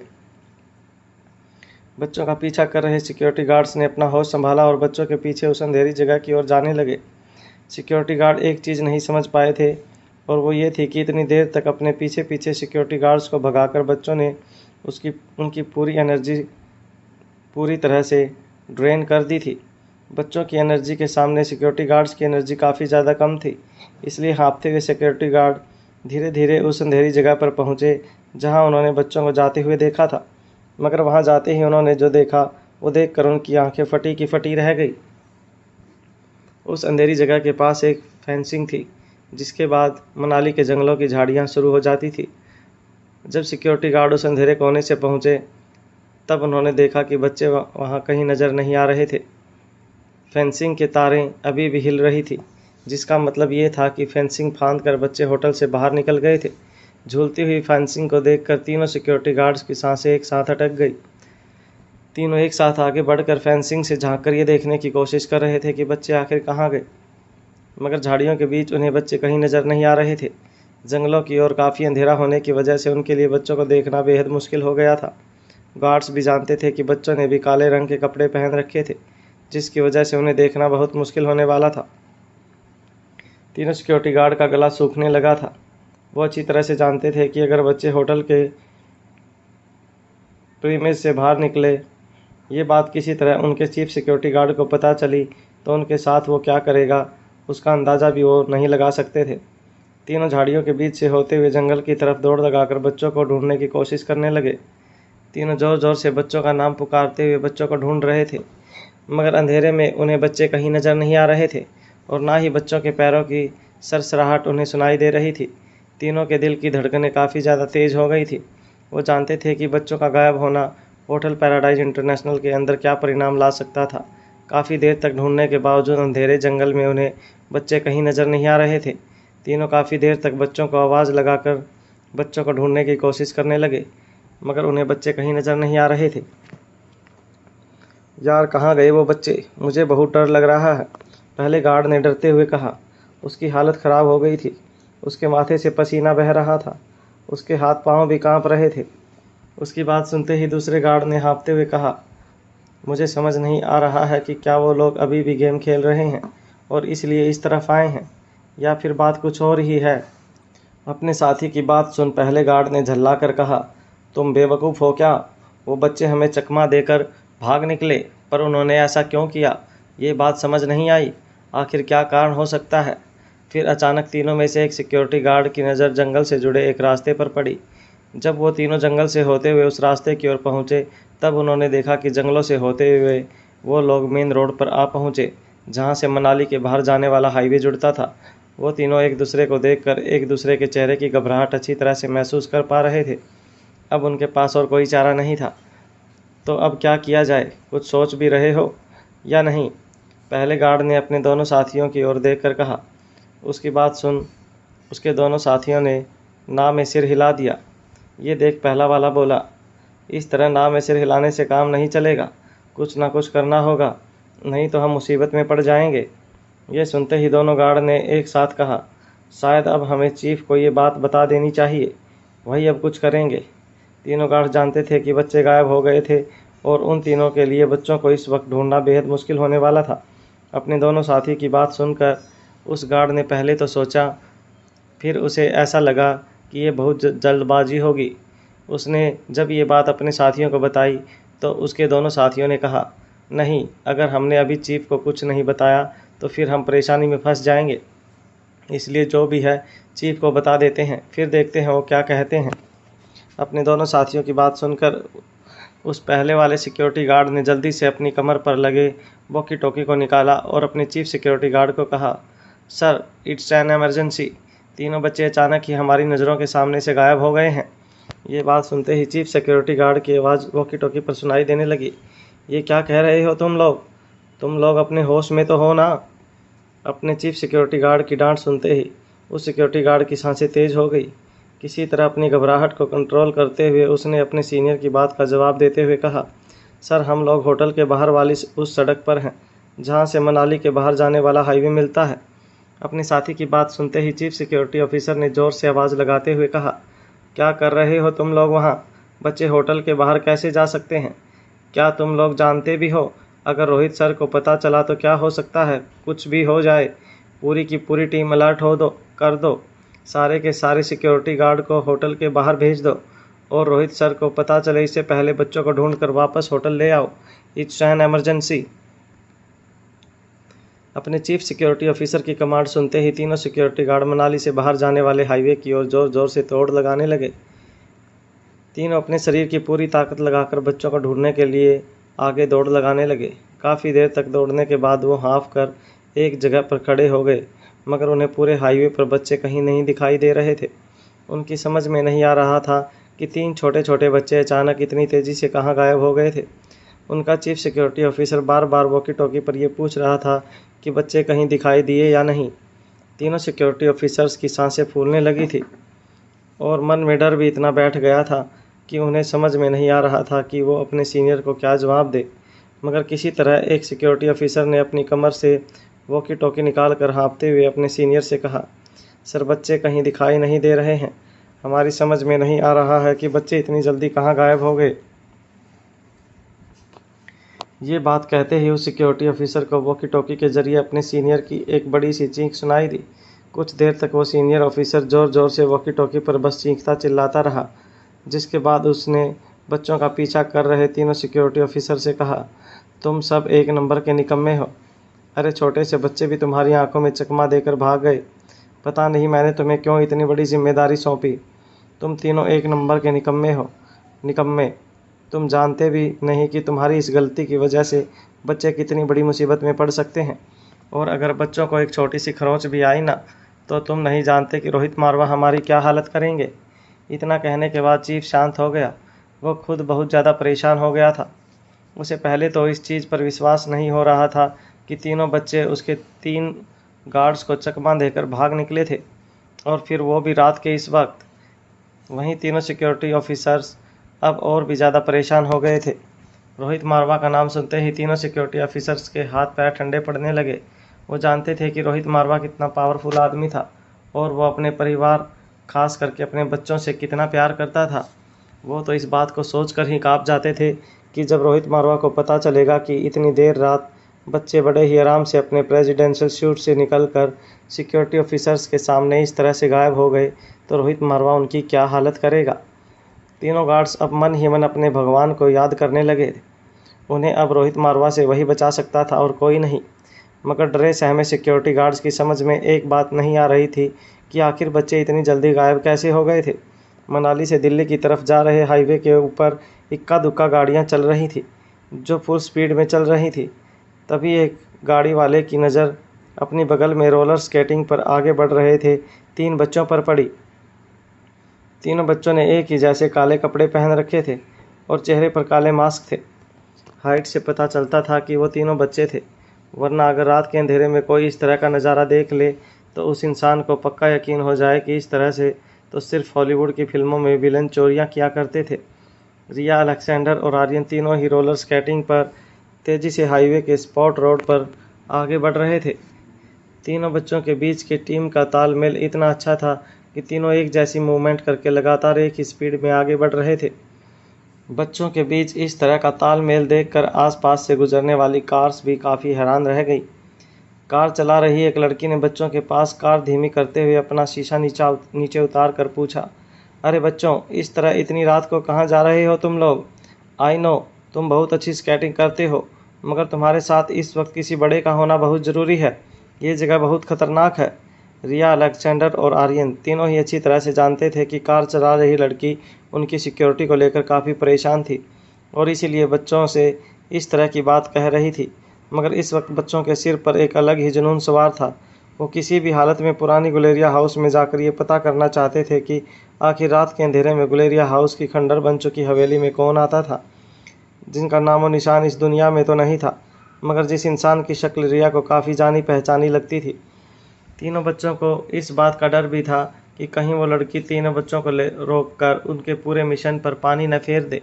इसलिए जैसे ही उस लड़की ने स्केटिंग कर रहे तीनों बच्चों के पास आकर कार को धीमा किया, तीनों बच्चों ने भी अपनी स्केटिंग की स्पीड एकदम कम कर दी, जिसकी वजह से कार बच्चों के आगे निकल गई और बच्चे उस लड़की को चकमा देकर रोड की दूसरी ओर चले गए, जहां से गाड़ियां उल्टी डायरेक्शन में जाया करती थी। रात होने की वजह से पूरे हाईवे पर कोई ट्रैफिक नहीं था और अक्सर आने जाने वाली गाड़ियां काफ़ी स्पीड से आती जाती थी और बच्चों को अब यकीन हो गया था कि रिवर्स डायरेक्शन में आने वाली गाड़ियां जिस स्पीड में आती थी उस स्पीड से बच्चों को रोकना उनके लिए नामुमकिन हो सकता था। बच्चे बड़े ही ध्यान से रिवर्स डायरेक्शन में तेज़ी से आगे स्केटिंग करते हुए अपनी मंजिल की ओर आगे बढ़ने लगे। उनको पता था कि वो ये काम मिलकर कर सकते थे। बच्चों की स्केटिंग करने की टेक्निक काफ़ी ज़्यादा अच्छी थी। तीनों बच्चे स्कूल में पढ़ाई करते थे। स्कूल में कई सारे स्पोर्ट्स एक्टिविटीज़ होती थी, मगर एक कॉमन स्पोर्ट्स एक्टिविटीज़ स्केटिंग थी, जिसमें लड़के और लड़कियां दोनों इक्वली पार्टिसिपेट करते थे और हर साल स्केटिंग चैम्पियनशिप में कहीं ना कहीं आर्यन, रिया या अलेक्जेंडर ही बाजी मार लिया करते थे। स्कूल में तीनों को एक साथ ट्रेनिंग मिली थी, इसलिए तीनों की टेक्निक भी बिल्कुल एक जैसी थी। बच्चे बाकी हर चीज़ का मुकाबला करके अपनी मंजिल की ओर आगे बढ़ रहे थे, मगर मनाली में पड़ रही ठंड में जैसे ही तेज़ स्केट कर रहे बच्चों के शरीर से तेज़ ठंडी हवा टकराती तो उनके रोंगटे खड़े हो जाते थे। बच्चों ने इंटरनेट पर मैप्स के ज़रिए ये तो पता लगा लिया था कि उन्हें किस डायरेक्शन में जाना था, मगर बच्चे ये बात भी अच्छी तरह से जानते थे कि पुराना गुलेरिया हाउस जंगलों के बीच बनी एक बड़ी सी हवेली थी, जिसमें सालों से कोई नहीं रहता था। ना तो वहाँ पर कोई रोशनी थी और ना ही जंगलों के बीच से पुरानी हवेली की इमारत नज़र आती थी। अंधेरे में गुलेरिया हाउस को ढूंढना काफ़ी मुश्किल होने वाला था, मगर बच्चे एक बात अच्छी तरह से जानते थे कि उन्हें जल्द से जल्द अपना मिशन पूरा करके वापस होटल पैराडाइज इंटरनेशनल लौटना था। बच्चों ने अपना मन बना लिया था कि वो इस काम को कर लेंगे। बच्चे अच्छी तरह से जानते थे कि उनके पास वक्त बहुत कम था, इसलिए बच्चों को अपनी स्पीड बढ़ानी थी। वहाँ होटल पैराडाइज इंटरनेशनल में चीफ सिक्योरिटी ऑफिसर अपने कुछ साथियों के साथ दौड़कर हाईवे पर खड़े 3 सिक्योरिटी ऑफिसर्स के पास पहुँचा। अपने साथियों के पास पहुंचते ही चीफ सिक्योरिटी ऑफिसर ने पहले अपने एक साथी का कॉलर पकड़ा और उसे पूरी ताकत से ज़मीन पर पटक दिया और बाकी दोनों की ओर देखकर चिल्लाने लगा, तुम तीनों को पता भी है तुम लोगों ने क्या किया है? जो तीनों बच्चे तुमसे खो गए हैं वो कोई मामूली बच्चे नहीं हैं, बल्कि मारवा खानदान के बच्चे हैं। तुम्हारी आंखों के सामने से 3 बच्चे गायब हो गए और तुम लोग कुछ नहीं कर पाए। चीफ सिक्योरिटी ऑफिसर के बगल में सिक्योरिटी टीम की एक पूरी फौज खड़ी थी। अपनी टीम की ओर देखते हुए चीफ सिक्योरिटी ऑफिसर ने कहा, देखो तुम्हारे पास 15 मिनट हैं, सिर्फ 15 मिनट। 15 मिनट के अंदर अगर तुम लोगों ने उन बच्चों को नहीं ढूंढा तो फिर हमें ना चाहते हुए भी इस वक्त रोहित सर को जगाना होगा और जो कुछ भी हुआ है उसके बारे में रिपोर्ट कर देनी होगी। अपनी अपनी बाइक्स पर हर डायरेक्शन में दौड़ लगाओ। किसी भी हालत में मुझे 15 मिनट में बच्चे यहाँ चाहिए। रास्ते में तुम्हें कोई भी ऐसा आदमी या औरत नज़र आए जिस पर तुम्हें शक हो तो तुरंत उसे हिरासत में ले लो। Don't wait for my command. मुझसे पूछने की कोई ज़रूरत नहीं है। मुझे किसी भी हालत में तीनों बच्चे 15 मिनट के अंदर यहाँ चाहिए, वो भी बिल्कुल सेफ। अपनी चीफ की बात सुनते ही सारे के सारे सिक्योरिटी गार्ड जो बाइक पर आए थे उन्होंने अपनी बाइक बड़ी ही तेज़ी से हाईवे पर दोनों दिशाओं में दौड़ाना शुरू कर दिया। जिप्सी में बैठे हुए सिक्योरिटी गार्ड भी तेज़ी से अलग अलग दिशा में बच्चों को ढूंढते हुए आगे निकल गए। वहाँ हाईवे की सड़कों पर तेज़ी से स्केटिंग कर रहे बच्चों को भी अच्छी तरह से पता था कि कुछ ही देर में रोहित मारवा के सिक्योरिटी गार्ड्स अपनी तेज़ कार और बाइक्स में बच्चों का पीछा करते हुए हर डायरेक्शन में दौड़ लगाएंगे। बच्चों के लिए बेहद ज़रूरी था कि सिक्योरिटी गार्ड बच्चों तक पहुँचे, उससे पहले वो अपनी मंजिल तक पहुँच जाएं। इसलिए बच्चे भी काफ़ी तेज़ी से मनाली शहर के ठीक बाहर बने गुलेरिया हाउस की ओर आगे बढ़ने लगे। मगर चाहे बच्चों ने कितनी भी शानदार और तेज़ स्केटिंग की हो, मशीन के मुकाबले उनकी स्पीड कम ही पड़ गई। बच्चों को एहसास हो गया कि सिक्योरिटी गार्ड्स की तेज़ बाइक्स बहुत जल्द उन्हें ढूंढने वाली थी। रिया दोनों भाइयों के बीच में स्केटिंग करती हुई सबसे आगे थी, जबकि दोनों भाई रिया के ठीक पीछे स्केटिंग कर रहे थे। तेज़ी से स्केटिंग कर रहे आर्यन ने जब पीछे मुड़कर देखा तो वो ये देखकर हैरान हो गया कि बहुत जल्दी रोहित मारवा के सिक्योरिटी गार्ड तेज़ बाइक्स पर उनके पीछे आ गए थे और कुछ ही सेकंड में बाइक पर बैठे सिक्योरिटी गार्ड्स को तीनों बच्चे आसानी से नज़र आ गए। आर्यन के आगे स्केटिंग कर रही रिया को धीरे से हाथ लगाते हुए आर्यन ने कहा, रिया, वो लोग हमारे पीछे तक पहुंच चुके हैं। मुझे लगता है कि कुछ ही सेकंड में उनके बाइक की हेडलाइट हम तक पहुंचेगी और वो लोग हमें ढूंढ लेंगे। जैसे ही रिया ने यह बात सुनी, रिया ने अपने दोनों भाइयों को हाथ के इशारे से कहा, कम ऑन, स्केट फास्ट। दोनों भाई भी अपनी पूरी ताकत लगाकर तेजी से स्केट करने लगे, मगर बच्चे अब तक बाइक्स की आवाज़ सुनकर ये जान चुके थे कि ज़्यादा देर तक बाइक की हेडलाइट से बचना उनके लिए ईजी नहीं था।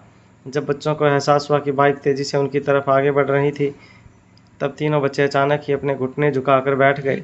उनकी स्केटिंग की स्पीड कम नहीं हुई थी, मगर उनकी बॉडी मूवमेंट पूरी तरह से बंद हो गई थी।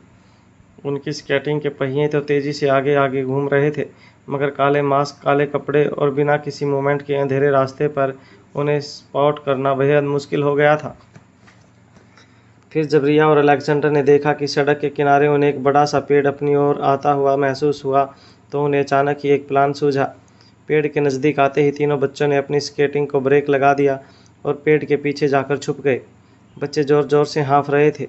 रोहित के सिक्योरिटी गार्ड्स की बाइक की आवाज़ और भी ज़्यादा तेज़ हो गई थी। बच्चे जानते थे कि कुछ ही सेकंड में बाइक ठीक उनके बगल से गुजरने वाली हैं। तीनों बच्चे एक दूसरे का हाथ पकड़कर पेड़ के पीछे छिपे रहे। कुछ सेकंड तक तीनों बच्चों ने अपनी सांसें रोक ली।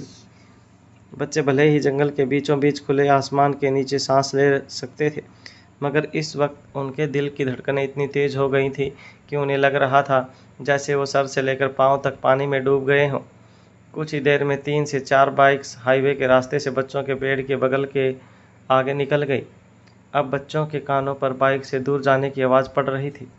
जब बच्चों को एहसास हुआ कि बाइक्स काफ़ी ज़्यादा दूर निकल गई थी, तब तीनों बच्चों ने धीरे से पेड़ से अपना सर बाहर निकालकर बाइक्स को देखने की कोशिश की। तीनों बच्चों को बड़ी दूर बाइक्स की लाइट नजर आ रही थी। बाइक्स को दूर जाता हुआ देखकर तीनों बच्चों ने राहत की सांस ली। अलेक्जेंडर ने अपने कंधे पर एक बैग पहन रखी थी, जिसके अंदर से उसने पानी की बोतल निकाली। तीनों बच्चों ने पानी पिया और अलेक्जेंडर ने उसी बैग से टॉर्च निकालकर टॉर्च को ऑन कर दिया। टॉर्च ऑन होते ही तीनों बच्चों के सामने काफ़ी रोशनी हो गई, मगर रोशनी के बीच उन्होंने जो देखा वो देखकर तीनों बच्चों की आंखें फटी की फटी रह गई। टॉर्च की रोशनी में तीनों बच्चों को गुलेरिया हाउस का एक बड़ा सा पुराना गेट नजर आया। अभी कुछ दिन पहले रिया ने जिस गेट का ताला तोड़ा था, उसी गेट पर फिर से एक बड़ा सा ताला नजर आ रहा था। तीनों बच्चों की समझ में नहीं आ रहा था कि अगर अभी कुछ ही दिन पहले रिया ने उस गेट का ताला तोड़ा था, तो इतनी जल्दी किसने ताला वापस लगाया था। अगर सचमुच उस पुरानी हवेली में कोई नहीं रहता था, तो फिर इतनी जल्दी ताला किसने लगाया था। एक पल के लिए तीनों बच्चों को ये भी लगा कि हो सकता था शायद उस दिन हुए हादसे के बाद रोहित ने अपने आदमियों को छानबीन करने के लिए वापस गुलेरिया हाउस भेजा हो और रोहित के सिक्योरिटी गार्ड्स ने ही उस गेट पर ताला लगाया हो।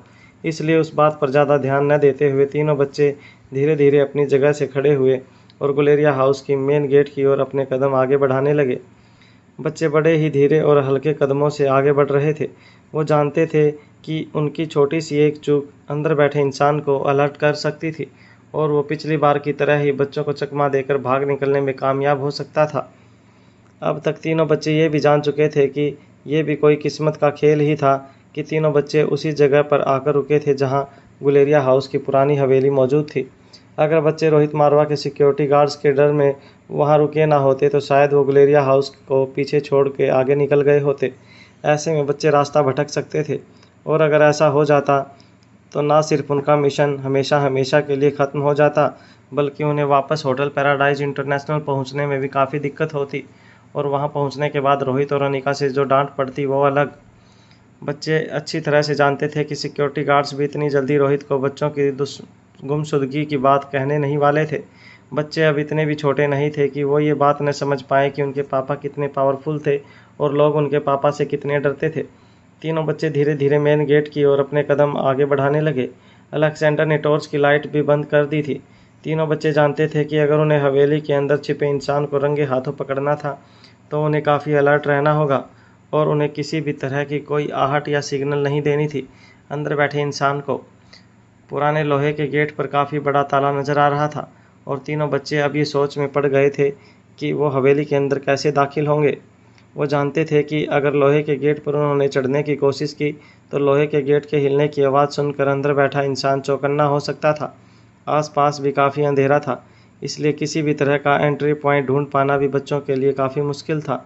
पुराना गुलेरिया हाउस जंगलों के थोड़े अंदर बना था और किसी को भी मेन हाईवे से कुछ मीटर कच्चे रास्ते से होते हुए गुलेरिया हाउस तक पहुंचना होता था। बाहर से आने जाने वालों की नज़र गुलेरिया हाउस पर पड़ना नामुमकिन था।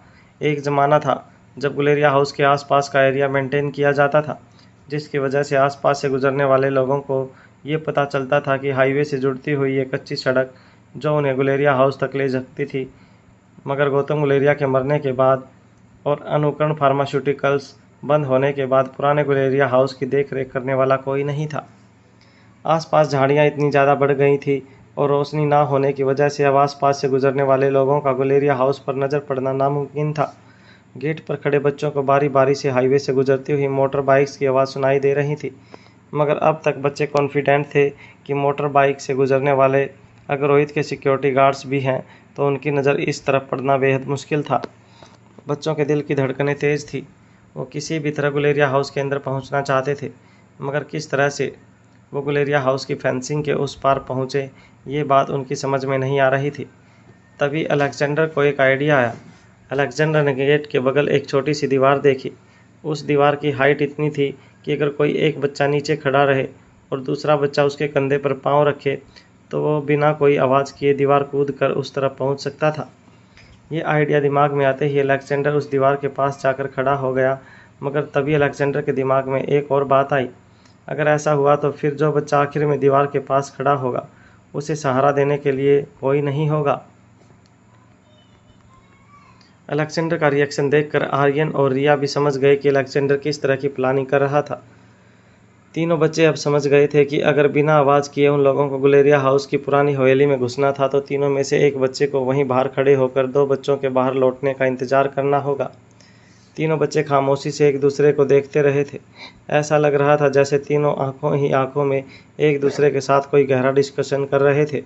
रिया के एक्सप्रेशन से ये साफ था कि रिया ज़रूर अंदर जाना चाहेगी, और वैसे भी रिया को जंगल में इस तरह अकेला छोड़ना दोनों भाइयों को भी मंजूर नहीं था। इसलिए तीनों के मन में एक बात तो पक्की हो गई कि रिया ज़रूर अंदर अपने भाइयों के साथ जाएगी। तीनों भाई बहन वहीं खड़े होकर एक दूसरे से इशारों में बात कर रहे थे। इस वक्त चारों तरफ ठंडी हवाएं चल रही थी। ठंड के कारण तीनों बच्चों के पैर कांप रहे थे। तभी रिया ने दोनों भाइयों को इशारे से कहा कि वो जल्दी फैसला करें। वो सब जानते थे कि इस तरह बाहर ज़्यादा देर तक रहने का कोई फ़ायदा नहीं है, इसलिए अब अलेक्जेंडर और आर्यन भी जल्दी कुछ सोचकर फैसला लेना चाहते थे।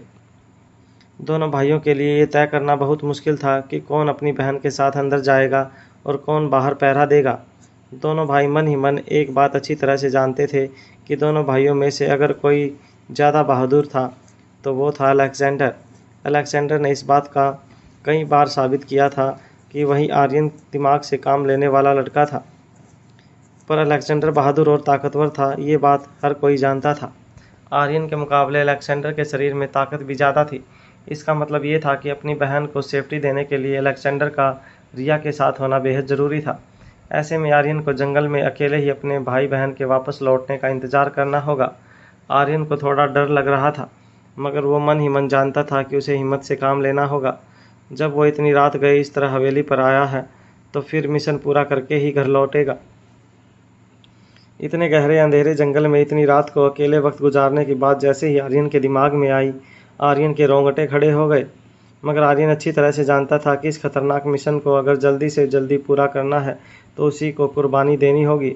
इसलिए ज़्यादा वक्त ज़ाया न करते हुए आर्यन दीवार के पास जाकर खड़ा हो गया। आर्यन के कंधों पर पाँव रखकर रिया सबसे पहले दीवार पर चढ़ गई।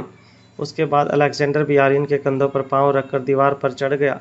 अलेक्जेंडर ने दीवार का कोना पकड़कर बड़े ही धीमे से अपने पैर गुलेरिया हाउस की पुरानी खंडर जैसी हवेली के जंगल बन चुके गार्डन में रखे। जैसे ही अलेक्जेंडर ने अपने पाँव नीचे ज़मीन पर रखे, सूखे पत्तों की सरसराहट अचानक पूरे जंगल में गूंजने लगी। आवाज़ होते ही तीनों बच्चों के कान खड़े हो गए और आंखें फटी की फटी रह गई। कुछ देर तक अपनी हैरानी में तीनों बच्चे अंधेरी हवेली की ओर देखने लगे, मगर हवेली में किसी भी तरह की कोई मूवमेंट नहीं नज़र आ रही थी और ना ही हवेली के अंदर से किसी भी तरह की रोशनी नज़र आ रही थी। इतना अंधेरा देखकर बच्चों को काफ़ी ताज्जुब हो रहा था कि इतना अंधेरा होने के बावजूद इस घने जंगल में पुरानी सी खंडर बन चुकी हवेली के अंदर कौन रह सकता था। मगर उस दिन अपने मॉम डैड के साथ तीनों बच्चों ने अपनी आंखों से देखा था कि खंडर के अंदर एक ऐसा कमरा था जो बिल्कुल इस प्रकार का था जैसे वहाँ कोई रोज़ रहता है। उसी वक्त के बाद से तीनों बच्चों को शक हुआ था, पर वक्त के साथ अलेक्जेंडर और आर्यन ये बात भूल गए थे, मगर रिया ये बात नहीं भूल पाई थी। और जब उसने गुलेरिया हाउस के टेरेस पर अनिका जैसी दिखने वाली किसी को देखा, तब से रिया का मन बेचैन हो गया और वो गुलेरिया हाउस में आने के लिए तड़प उठी।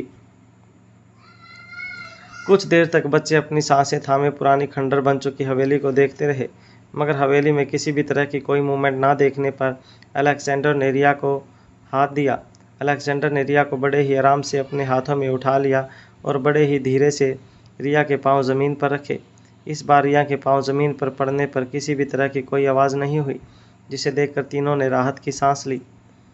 दोनों भाई बहन धीरे धीरे अपने कदम हवेली की ओर आगे बढ़ाने लगे। अलेक्जेंडर बड़ी ही सावधानी से झाड़ियों के बीच अपने पांव रखते हुए अपनी बहन को धीरे धीरे आगे ले जा रहा था। अलेक्जेंडर को पता था कि जंगल के बीच कई सांप, बिच्छू और जहरीले कीड़े मकोड़े होने का खतरा हो सकता था। हालांकि अलेक्जेंडर और रिया ने अपने आप को सर से लेकर पांव तक ढक रखा था, मगर फिर भी जंगलों में कई ऐसे जहरीले जानवर हो सकते थे जो भारी से भारी कपड़े को चीरते हुए इंसान को काट सकते थे। पर अलेक्जेंडर को इस बात का भी ख्याल रखना था कि कदम आगे बढ़ाते वक्त किसी भी तरह की कोई आहट नहीं होनी चाहिए।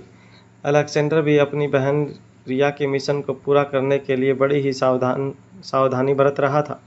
अलेक्जेंडर किसी भी तरह की कोई शक की गुंजाइश अपनी बहन के दिल में रहने नहीं देना चाहता था, जिससे रिया को ये लगे कि अंदर बैठे इंसान को किसी भी तरह का शक हुआ था और इसलिए वो भाग निकलने में कामयाब हुआ। आज अलेक्जेंडर अपनी बहन के मन के सारे वहम दूर कर देना चाहता था। वो साबित कर देना चाहता था कि अनिका की शक्ल की दूसरी कोई औरत इस दुनिया में नहीं थी। टाइम ट्रैवल करने, नानी माँ का वापस आने वाला वहम अलेक्जेंडर अपनी बहन के दिमाग से हमेशा हमेशा के लिए दूर कर देना चाहता था। दोनों भाई अच्छी तरह से जानते थे कि अगर रिया के मन का वहम जल्द से जल्द दूर नहीं किया गया तो उसकी मानसिक स्थिति बिगड़ सकती थी, और इसलिए दोनों भाई इतना रिस्क उठाकर इस खतरनाक मिशन के लिए राजी हुए थे। अलेक्जेंडर और रिया दोनों ही धीरे धीरे पुरानी हवेली के बरामदे की ओर अपने कदम आगे बढ़ाने लगे। ब्रिटिश के टाइम की बनी हुई हवेली अब पूरी तरह से मलबे में तब्दील हो चुकी थी, मगर फिर भी ब्रिटिश के ज़माने का आर्किटेक्चर चांदनी रोशनी में साफ नज़र आ रहा था। चांद की रोशनी पुराने पत्थरों से टकराकर और भी ज़्यादा सफ़ेद हो जाती थी, जिसकी वजह से अंधेरे जंगल में भी हवेली को देखना काफ़ी आसान हो गया था। बच्चे धीरे धीरे हवेली की ओर अपने कदम आगे बढ़ाने लगे। अलेक्जेंडर और रिया हवेली के बरामदे से होते हुए हवेली के दरवाजे तक पहुँचे। दरवाज़ा पूरी तरह से टूट चुका था। जब पिछली बार रोहित और अनिका बच्चों के साथ हवेली के अंदर दाखिल हुए थे, तब खुद रोहित ने ही हवेली का दरवाज़ा तुड़वाया था। हवेली के अंदर चारों तरफ मलबा ही मलबा नज़र आ रहा था। अलेक्जेंडर और रिया पहले भी हवेली के अंदर दाखिल हुए थे, इसलिए वो अच्छी तरह से जानते थे कि ऊपर जाने का रास्ता कहाँ था। अलेक्जेंडर जानता था कि उनके पास वक्त ज़्यादा नहीं था। इससे पहले कि कमरे में रहने वाले इंसान को अलेक्जेंडर और रिया के आने की खबर हो, अलेक्जेंडर जल्द से जल्द उस कमरे तक पहुंचना चाहता था जिस कमरे पर उन्हें शक था कि वहां कोई इंसान ज़रूर रहता था। मलबे के बीच काफ़ी धीरे धीरे धीमे कदमों से आगे बढ़ते हुए अलेक्जेंडर और रिया फर्स्ट फ्लोर की सीढ़ियां चढ़ने लगे। घर की छत का काफ़ी हिस्सा मलबा बनकर नीचे गिर चुका था, जिसकी वजह से चांद की दूधिया रोशनी में बच्चों का सीढ़ियों को देखना थोड़ा आसान हो गया था।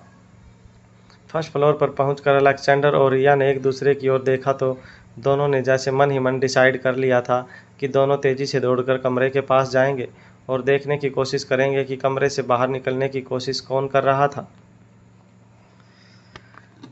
अलेक्जेंडर और रिया ने मन ही मन जैसे एक दूसरे से कहा कि वो 3 के काउंट करेंगे पर दौड़कर उस कमरे की ओर जाएंगे। अलेक्जेंडर ने अपनी उंगलियों के इशारे से रिया को 1 का काउंट दिया। फिर अलेक्जेंडर ने अपनी दूसरी और तीसरी उंगली जैसे ही उठाई, रिया और अलेक्जेंडर दोनों तेज़ी से उस कमरे की ओर दौड़ पड़े जहां उन्हें किसी इंसान के होने का शक था। अलेक्जेंडर और रिया ने तुरंत उस दरवाजे को खोल दिया, मगर अंदर जो उन्होंने देखा उसे देखकर उनके होश उड़ गए। कमरा बिल्कुल अच्छी तरह से सजा हुआ नज़र आ रहा था। जब पिछली बार भी अलेक्जेंडर और रिया अपने मम्मा और डैड के साथ उस कमरे में दाखिल हुए थे, उन्हें एक अजीब सी बात महसूस हुई थी ऐसा लग रहा था उस कमरे को देखकर कि वहाँ ज़रूर कोई इंसान रहता था। मगर इस बार जो सबसे ज़्यादा चौंकाने वाली बात थी वो ये थी कि कमरे के साइड टेबल पर एक लैपटॉप पड़ा हुआ नज़र आ रहा था। लैपटॉप को देख रिया और अलेक्जेंडर के होश उड़ गए। उनके दिल की धड़कनें तेज हो गई। वो कमरे में चारों ओर देखने लगे मगर उन्हें कोई नज़र नहीं आ रहा था। जब पिछली बार वो लोग यहाँ आए थे तब वहाँ कोई लैपटॉप नहीं था और आज उन्हें साइड टेबल पर एक लैपटॉप पड़ा हुआ नज़र आ रहा था, जिसका मतलब ये था कि ज़रूर एक बात तो तय थी कि ये कमरा कोई न कोई इस्तेमाल करता था। अलेक्जेंडर काफ़ी ज़्यादा चौकन्ना हो गया था। अलेक्जेंडर ने अपने साथ बटर नाइफ भी रखी थी अपने बैग में ताकि ज़रूरत पड़ने पर वो दुश्मन के अटैक से अपनी बहन को बचा सके। जंगलों के बीचों बीच बना गुलेरिया हाउस काफ़ी शांत नज़र आ रहा था। आसपास के जंगलों से आने वाले हवा के झोंके अलेक्जेंडर के कानों पर पड़ रहे थे। हल्की हल्की पवन की सरसराहट जैसे ही पेड़ों के पत्तों से टकराती एक अजीब सी आवाज़ पूरे इलाके में गूंजने लगती थी। जैसे ही अलेक्जेंडर को ये बात महसूस हुई कि कमरे के अंदर कोई और भी मौजूद था, अपने बैग की साइड पॉकेट से एक बटर नाइफ बाहर निकालकर अलेक्जेंडर बिल्कुल अलर्ट हो गया। रिया बिना डरे अपने कदम साइड टेबल की ओर आगे बढ़ाने लगी। रिया देखना चाहती थी कि आखिर जो कोई इंसान उस अंधेरी टूटी फूटी खंडर बन चुकी हवेली के अंदर रहता था, उसका मकसद क्या था और वो वहाँ रहकर क्या काम करता था। मगर जैसे ही रिया के कदम साइड टेबल के पास पहुँचे, लैपटॉप स्क्रीन को देखकर उसके होश उड़ गए। रिया ने जल्दी से हाथ के इशारे से अलेक्जेंडर को अपने पास बुलाया।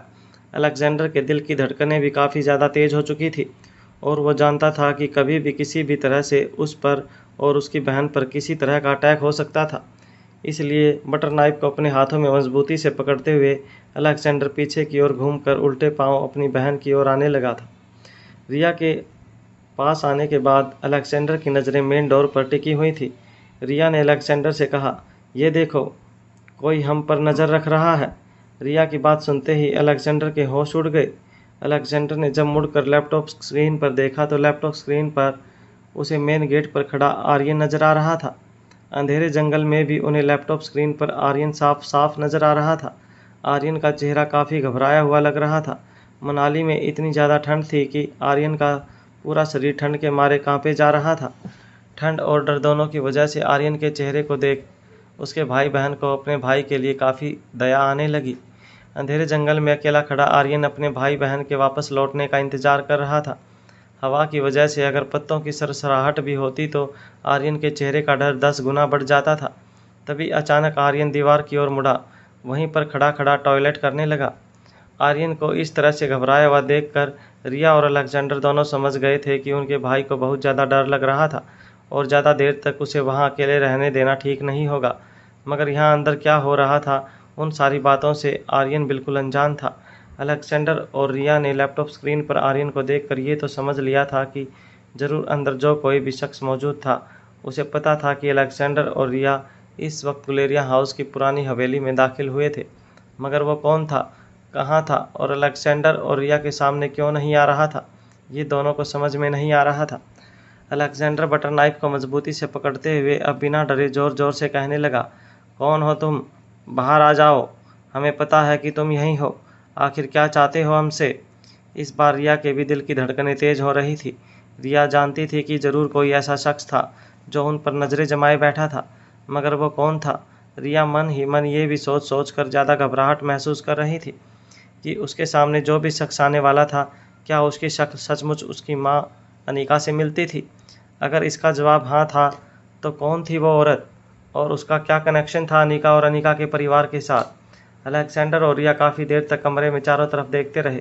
दोनों भाई बहन अच्छी तरह से जानते थे कि वो अनजान शख्स जिसे ढूंढते हुए उस गुलेरिया हाउस की पुरानी हवेली में दाखिल हुए थे, वो अनजान शख्स वहीं कहीं आस-पास था और कहीं से छुपकर उन पर नज़रें बनाए हुए था। अलेक्जेंडर बटर नाइफ पर अपनी पकड़ और भी ज़्यादा मजबूत करता गया। अलेक्जेंडर ने रिया को अपने पीछे लेकर चारों ओर बटर नाइफ घुमाना शुरू किया। अलेक्जेंडर ज़ोर ज़ोर से कहने लगा, देखो, तुम जो कोई भी हो, हम तुमसे डरते नहीं हैं। हमारे सामने आओ, मैं तुमसे लड़ना चाहता हूँ। तुम जानते नहीं कि मैं जूडो कराटे जानता हूँ। ये मत समझना कि हम बच्चे हैं तो मुकाबले में तुमसे हार जाएंगे। एक तरफ बड़ी ही बहादुरी से अलेक्जेंडर ये सारी बातें कर रहा था, मगर दूसरी तरफ धीरे धीरे अलेक्जेंडर अपने कदम पीछे ले रहा था। रिया काफ़ी ज़्यादा घबराई हुई थी, मगर रिया के मन में कहीं ना कहीं एक उम्मीद थी कि ये वो जो कोई भी था जो इस कमरे में छिपा हुआ था, वो उनका दुश्मन नहीं बल्कि उनका दोस्त था, जिसका चेहरा अनिका से हूबहू मिलता था। रिया के दिल की उम्मीद और भी ज़्यादा बढ़ने लगी थी। रिया मन ही मन सोच रही थी कि टाइम ट्रेवल वाली बात बिल्कुल सच थी और उसकी नानी टाइम ट्रेवल करके अपने परिवार से मिलने आई थी। रिया के दिल में डर और एक्साइटमेंट दोनों एक साथ बराबर उठ रहे थे। अलेक्जेंडर और रिया अंदर अपने अनजान दोस्त या दुश्मन से मुलाकात करने के लिए बेसब्री से इंतजार कर रहे थे। वहीं बाहर गुलेरिया हाउस के पुराने गेट के पास खड़ा आर्यन जंगलों में हो रही छोटी सी सरसराहट से भी डरकर कांपने लगता। आर्यन को समझ में नहीं आ रहा था कि उसके शरीर में होने वाली कंपन ठंड की वजह से थी या उसके दिमाग में बैठे हुए डर की वजह से थी। आर्यन ने पढ़ा और सुना था कि जंगलों में काफ़ी खतरनाक जानवर रात को घूमा करते थे शिकार के लिए। जंगलों के बीच अकेला खड़ा आर्यन मन ही मन कई सारी बातें सोचने लगा। आर्यन के मन में सांप से लेकर ड्रैगन तक के हर जानवर के अटैक की पॉसिबिलिटी घूमने लगी। यहाँ तक कि आर्यन ने पेड़ के पीछे होने वाली थोड़ी सी हल्की हरकत को भूत समझकर भूतों की दुनिया को भी सच मान लिया। आर्यन आज तक कभी भी किसी अंधविश्वास की बात में यकीन नहीं करता था, मगर जंगल के बीच अकेले खड़े आर्यन के दिमाग में कई सारी ऐसी बातें चल रही थी जो आर्यन को अपनी नॉर्मल सोच के विपरीत सोचने के लिए मजबूर कर रही थी। अंधेरे में चारों ओर देख रहे आर्यन को अचानक ही पेड़ के पीछे दो चमकती हुई आंखें दिखाई दी। उन आंखों को देखकर आर्यन को ऐसा लग रहा था जैसे अंधेरी रात में किसी ने हाई वोल्टेज का कोई बल्ब जला दिया था।